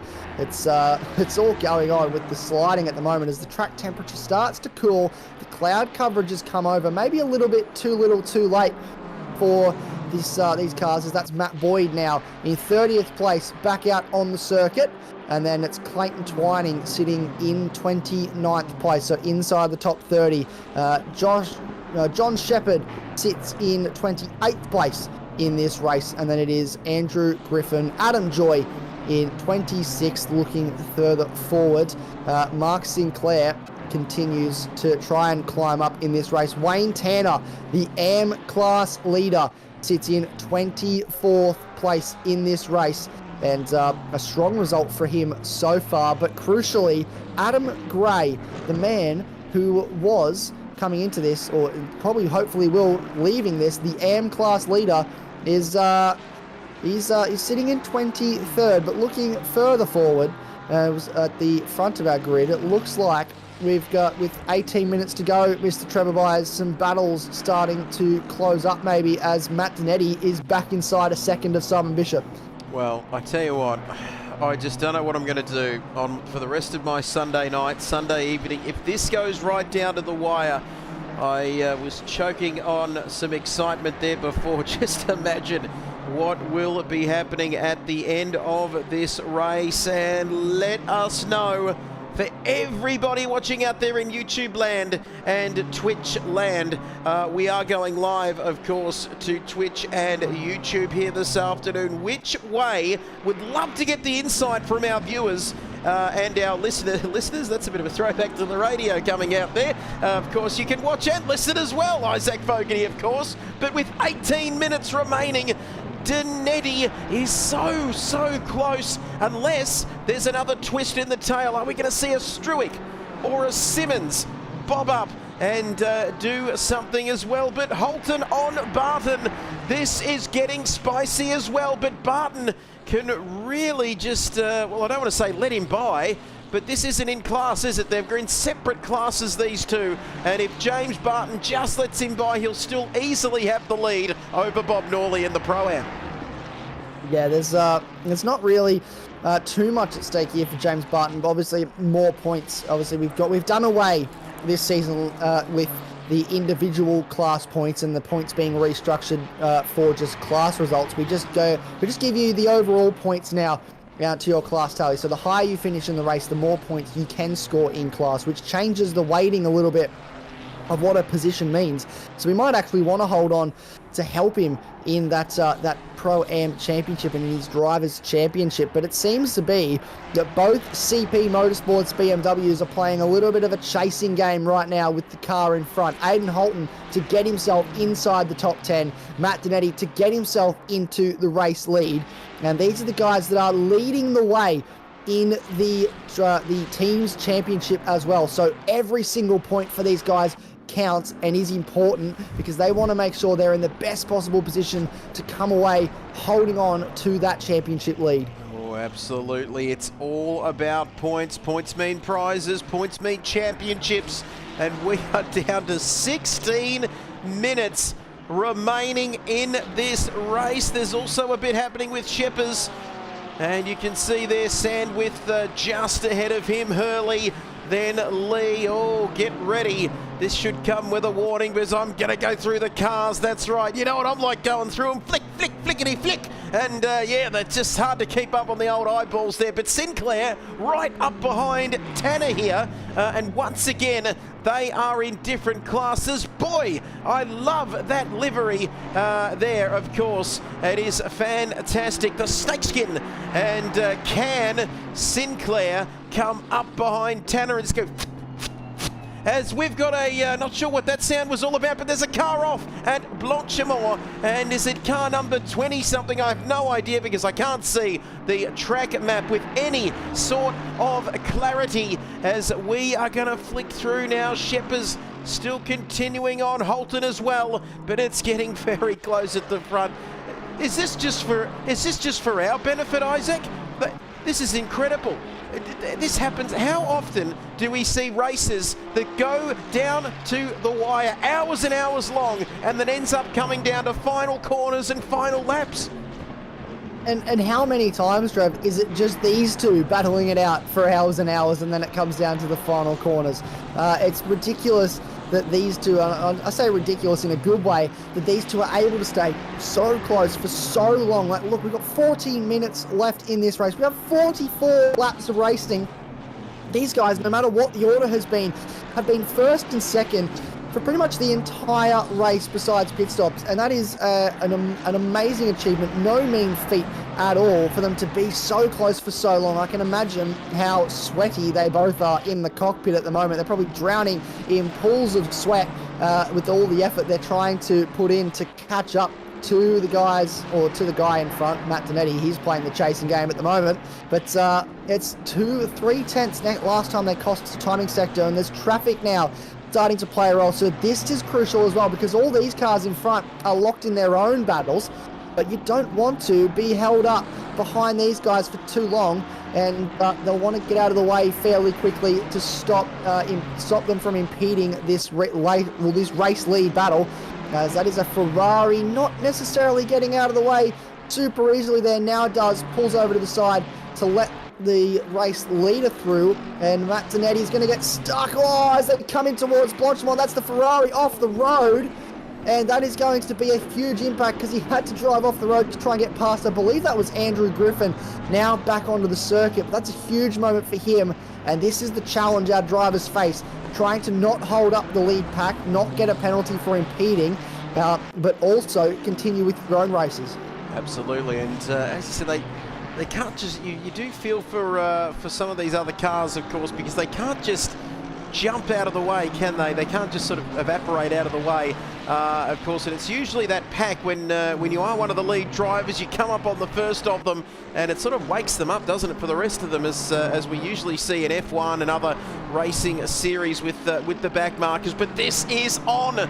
Forget about Donkey Kong, because this is where it's at, and I guess he'd love to have a couple of barrels or one of those little blue shells. That's Mario Kart, I think, to throw at Simon Bishop and get him out of the way. He looks like he's got the pace.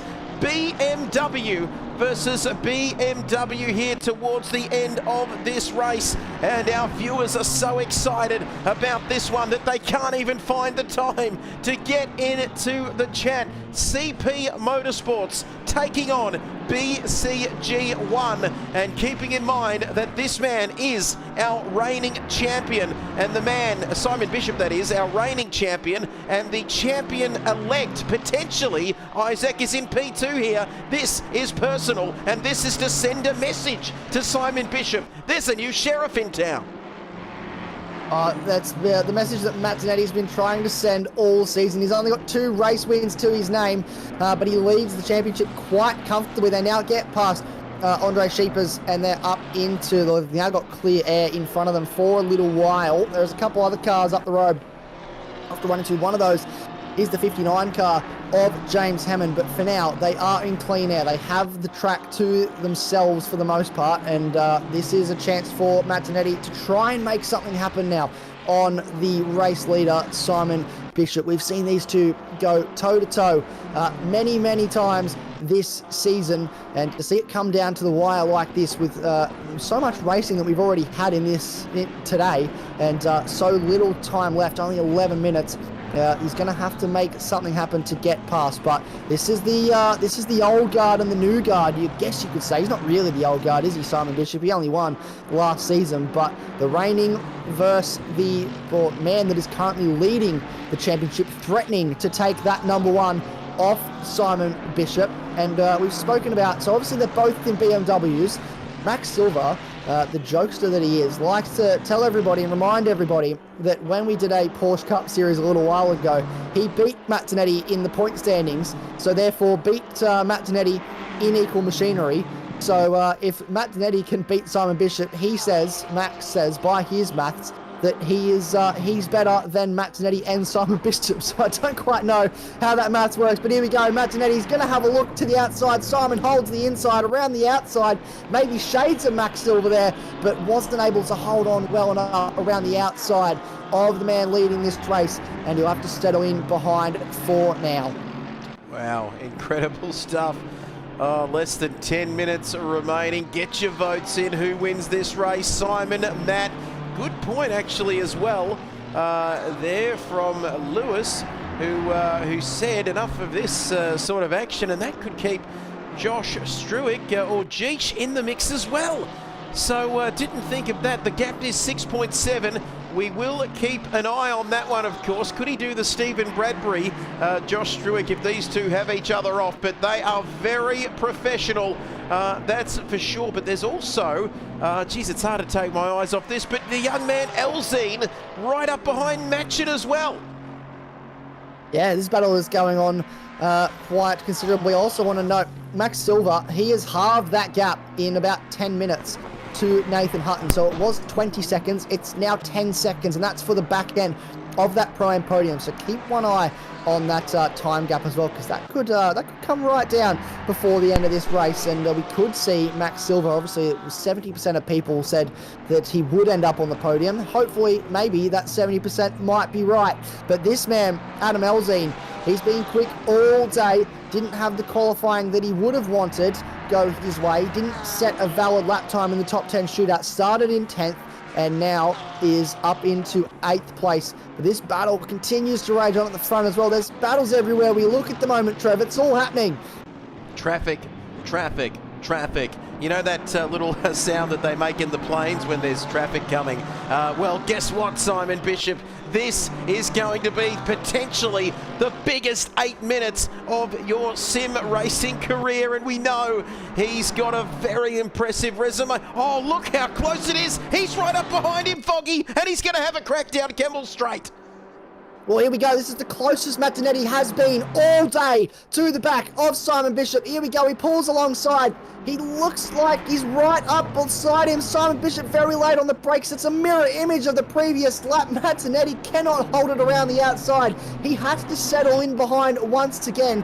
Simon Bishop just able to be that bit later on the brakes to carry enough speed into the corner to win out. He's positioning that car in the middle of the circuit. Very smart defensive driving from Simon Bishop. You can tell he's been doing this once or twice before.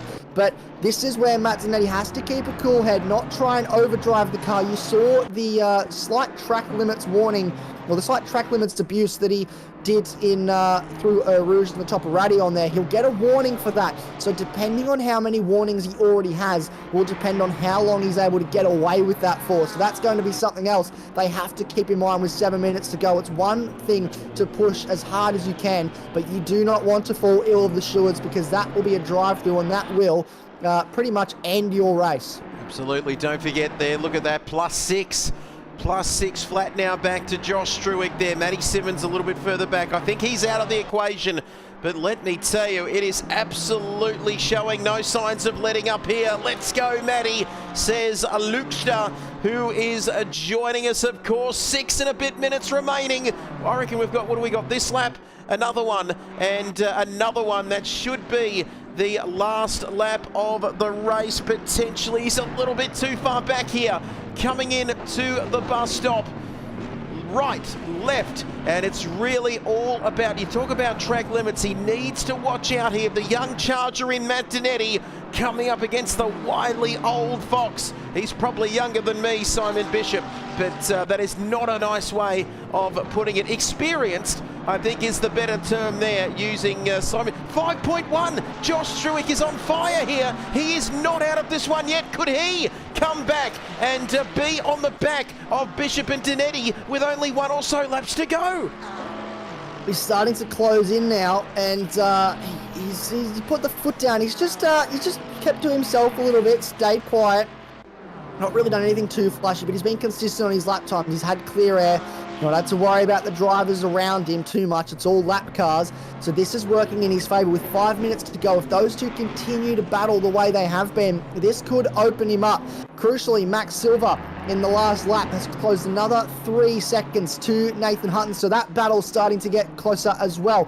Aiden Holton is right on the back of James Barton for the back end of the top 10. It's all happening here at Spa with 10 minutes to go, or 5 minutes to go now. We have no way to possibly look at every single battle that is going on up and down the field right now. Adam Elzine's right on the back of James Machin still as well. I don't know where to look, Trevor Byers. There's too much happening. I don't believe it. And when we've only got 2 corneas and 2 eyes in our heads, it's difficult, isn't it? And 1 PlayStation controller. Here we go. Holton versus Barton. James Barton down the outside. Are they going to touch?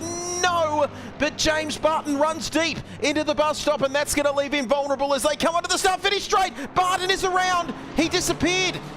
No, there he is. Oh my goodness me, I thought we'd gone into the Bermuda Triangle, which can happen here on ACC a little bit, but now Holton has a look down the inside. This is worth the price of admission alone, let alone anything else. Donetti, 5 seconds. Now back to Struick. Donetti still all over the back. There can't be long to go here. He's strong through this final sector. This is where he makes up all of his time on the man leading this race. He has to get a good run through here, and that will set him up for the run along the Camel Straight, but it has to be through here. He cannot afford to lose anything, make any mistake. He has to nail the braking marker for turn 1 just here. Not compromise the line, and he does quite nicely through there. I think they were relatively even in that instance, and now he has to slid in the slipstream. Look at the gap between these two. There's nothing separating them. 3 minutes to go, probably 2 more laps, 1 more lap after this, I would suggest, when they cross the line. So not a lot of opportunities. This is his second last opportunity to get a move done on the Camel Straight. He's not close enough this time to make anything happen. He needs to be closer if he wants to make a move into Lakecom. He has to think about it, but he knows he's not close enough. There's a lap car in front. This is where he needs to have a good run. He's not as strong through the middle sector, Matt Donetti, as Simon Bishop is, but he needs to be if he wants to open himself up to having a look up the inside at any point before the end of this race. The pressure is now on him to make something happen. Josh Struick still 5 seconds away. I don't think he will catch up enough to close in before the end of this race. Max Silva now closed another 2 seconds to Nathan Hutton. Aiden Holton still sitting right behind James Barton, 4/10 there for that battle. Adam Elzine 4/10 behind James Machin. There's battles everywhere we look. We cannot take our eyes off this battle though, because this is for the lead. It's been a nice middle sector for Matt Donetti, Trev, but what can he do? Can he hold on through this final sector to set himself up for the Camel Straight next time by? Yeah, I think this is where he's vulnerable, absolutely. Stavolo, we come down now, heading through Blanchimont on the last part of the lap. A little bit out of shape there, but nothing to write home about there for Matt Donetti. This is where he will have his biggest chance now, because he's running out of time, he's running out of laps. Simon Bishop doing some interesting things there, staying to the inside as we approach the bus stop. 250, 260 kilometers an hour here in these beautiful BMW GT3 machines. Is he going to have a crack down the inside? I've got to look away. Can't barely watch this. And Simon Bishop goes a bit deep, Isaac. Is that going to give Donetti a chance on the start-finish straight? He got loose, he lost the rear end, similar to how Cameron Fleming did in qualifying on Friday. But BMW stepped out, it's opened the door for Matt Donetti. He had to push him out of the final corner into the first corner now. This is the closest that he's been the whole time. They draw side by side on the run down towards Eau Rouge. You do not want to go too wide through that corner, but they're going to have to. Matt Donetti, he's edged in front, he's got him on the run to Eau Rouge, but it now becomes pressure on here for Simon Bishop. He has to get in the slipstream. He's nice and close. This is not done yet. He will come back at him. Martinetti covers the inside line for the run to Laycomb. There is Josh Struick in the background. They're side by side on the brakes. Martinetti has the inside line. Simon Bishop wants to hold. There's a little bit of rubbing between the two. Side by side contact, but Martinetti holds on. Danetti in the lead on the last. This has got to be the last lap. Bishop pulls out. Is he going to have a crack? No, he cannot get through there. This is the last lap of this race, and now he's going to tuck back in behind well, what am I doing here? Cameras, please. Through the corner with no name for the last time. Bishop, oh boy, experience and talent against each other. The reigning champion and our current championship leader. Oh my goodness, what a move from Matt Danetti. Wowee indeed on the last lap of this race after 120 minutes of driving. And Simon Bishop, he's got one more chance here, Isaac, I reckon. He's definitely got one more chance. If he can get a nice run through this section of corners, he could look into the bus stop. That's where it's going to be for Simon Bishop if he wants to get the lead of this race back. He is close enough. That was a lovely run for both cars. They are inseparable. Less than 2 tenths between them as we run to Blanchimont for the final time. The countdown has hit 0, so this is it. Look at the defensive line from Matt Danetti. He does not want to give anything here to Simon Bishop. He's going to cover the inside line. They run. They're going to draw side by side into the braking zone. Here we go. He looks to the outside. It's going to have to be a great exit from Matt Danetti if he wants to hold on, but it is. It's going to be Matt Danetti that wins the 2 hours of the Belgian Grand Prix, and Simon Bishop will have to settle for second. Josh Struick in third. What a result, what a race, what a final lap. We still have positions yet to resolve, Trev, including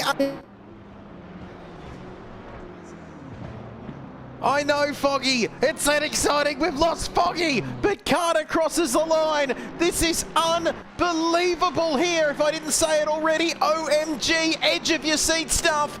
Oh, these drivers. This is incredible. I've seen plenty of racing in my time, plenty of sim racing over the years, and it still amazes me every single time I talk about it. But James Machin here and Adam Elzine coming into the bus stop for the final time. It looks like Machin's got him. I cannot believe that Matt Danetti got the job done. Forget about Ned Kelly, Isaac Fogarty, because that was the greatest robbery, the greatest theft I've ever seen in my life, because he took the race and got it by the balls and went bang and took P1. Well, and it's not done yet for CP Motorsports. Aidan Holton is right behind James Barton for the back end of the top 10. So Adam Elzine is James Machin holds on over Adam Elzine, but here we go. Aidan Holton, is he going to be close enough to James Barton now to make a move? There's still racing going on, and it's all so exciting. I cannot believe that this is how this race is going for all of these drivers. Look how close these two are as we run through Blanchimont. I'm seeing double. Another move. He has a little bit of a look. Oh, massive contact. He's hit the curb. He's sent the Ferrari off the circuit. He's spinning. He will hold up. He will wait to redress that position. He used way too much curb there, which caused massive contact with the Ferrari. Sent the 91 car spinning through the final corner like a top.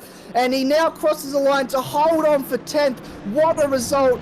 Will Max Silver catch Nathan Hutton? I do not think so. And that means that Nathan Hutton will hold on for the back end of the Pro-Am podium. Max Silver just misses out. But oh my God, Trevor Byers, what a race. I can't believe it. Send me a bottle of oxygen because I can barely breathe.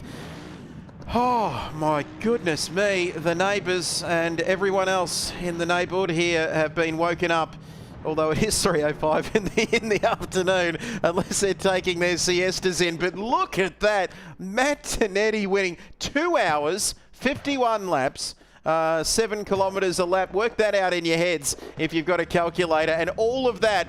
And it comes down to Adam Elzine levitating above the track there. That's interesting to see, but it all came down to 0.2 of a second. Oh. Josh Struick in third. Let's have a look at the overall results. Matty Simmons, my man there in P4. Solid, though, finish for him in the end. Nick Carter in 5th. Braden Henderson, Nitro's mum, getting very excited about that one as they all reset now. But my goodness me, what a race. What an unbelievable 2 hours of racing we've seen around this Belgium circuit. And wow, I need a Coke Zero. In fact, I need something with a little bit more sugar than that, Foggy, because that's one of the most amazing things I've ever seen in 10 years of talking about this stuff. That is something that I have never quite seen before. And like I said, it just gets me every single time we rock up. And that's the caliber of racing that we have here at AGT. Just the results that these guys put in, week out, how close the racing has been today is second to none. And we talk about fitting. Martinetti, he won the race today. Car 51 laps. It was meant to be, but Simon Bishop was never going to make it easy for him. What a result for both of those drivers. 1, 2, 3 in the championship, finished 1, 2, 3 in the race. And there was plenty of drivers there that definitely flew under the radar and we'll have to go back and have a look at a later time. But a big shout out to Braden Henderson, who had a great race, finished, I believe it was 6th on the road. So had a great result for him. But oh my, I'm going to need a nice lay down, I think, after that, Trevor Byers, because that was some of the best racing I have ever seen. Unbelievable. Everybody in the chat agreeing with us. Thanks for watching, everybody. Awesome commentary, says Nitro's mum. Well done. Thank you, Clayton, and everybody else in the chat. But what an afternoon it's been.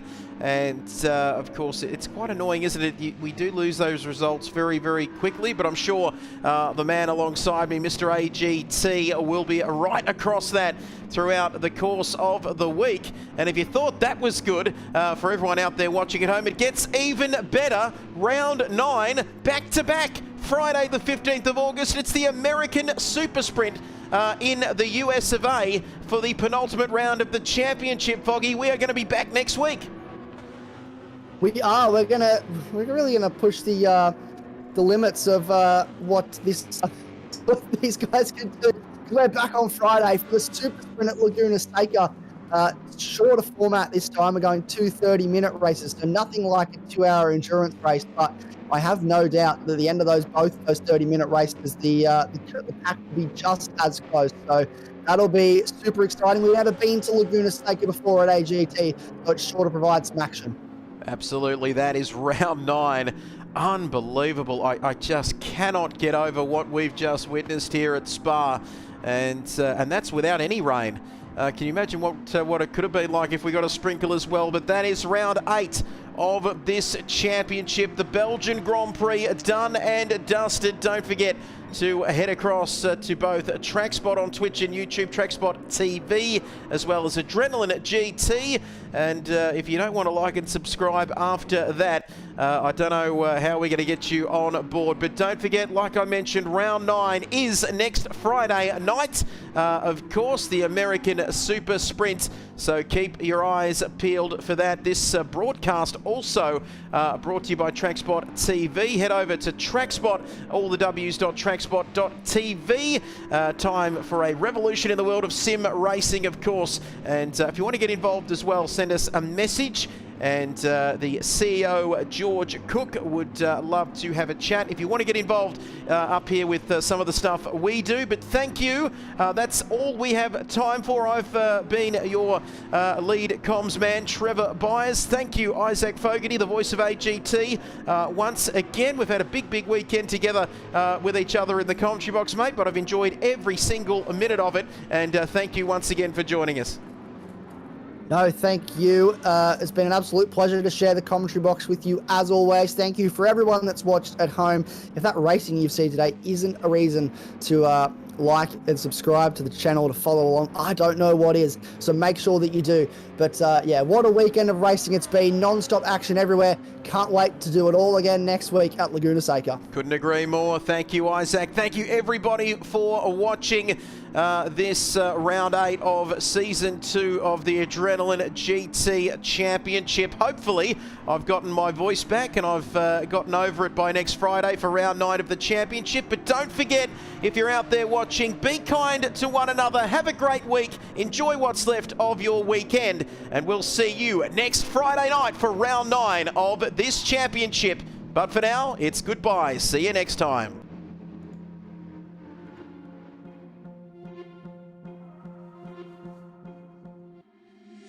Been trying to change what I've been trying to say.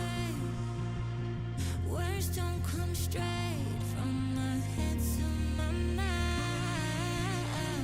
It's such a shame that it fell out of place. Was never me that was bringing you down. Why we always looking for more? Why we always looking for more?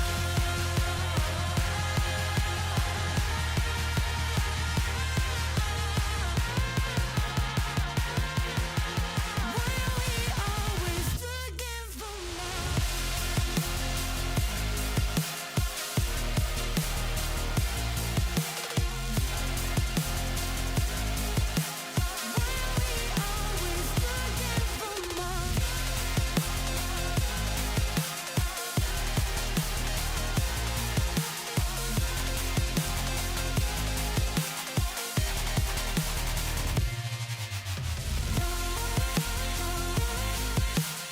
Why we always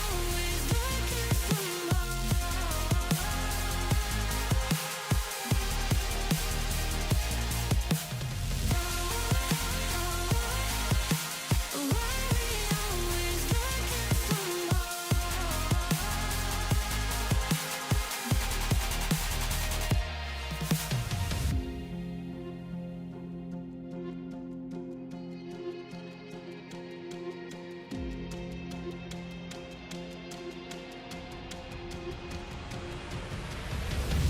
I wish that I could change what you wanted. I wish that I could change what you wanted. I wish that I could change what you wanted. I wish that I could change what you wanted. I wish that I could change what you wanted.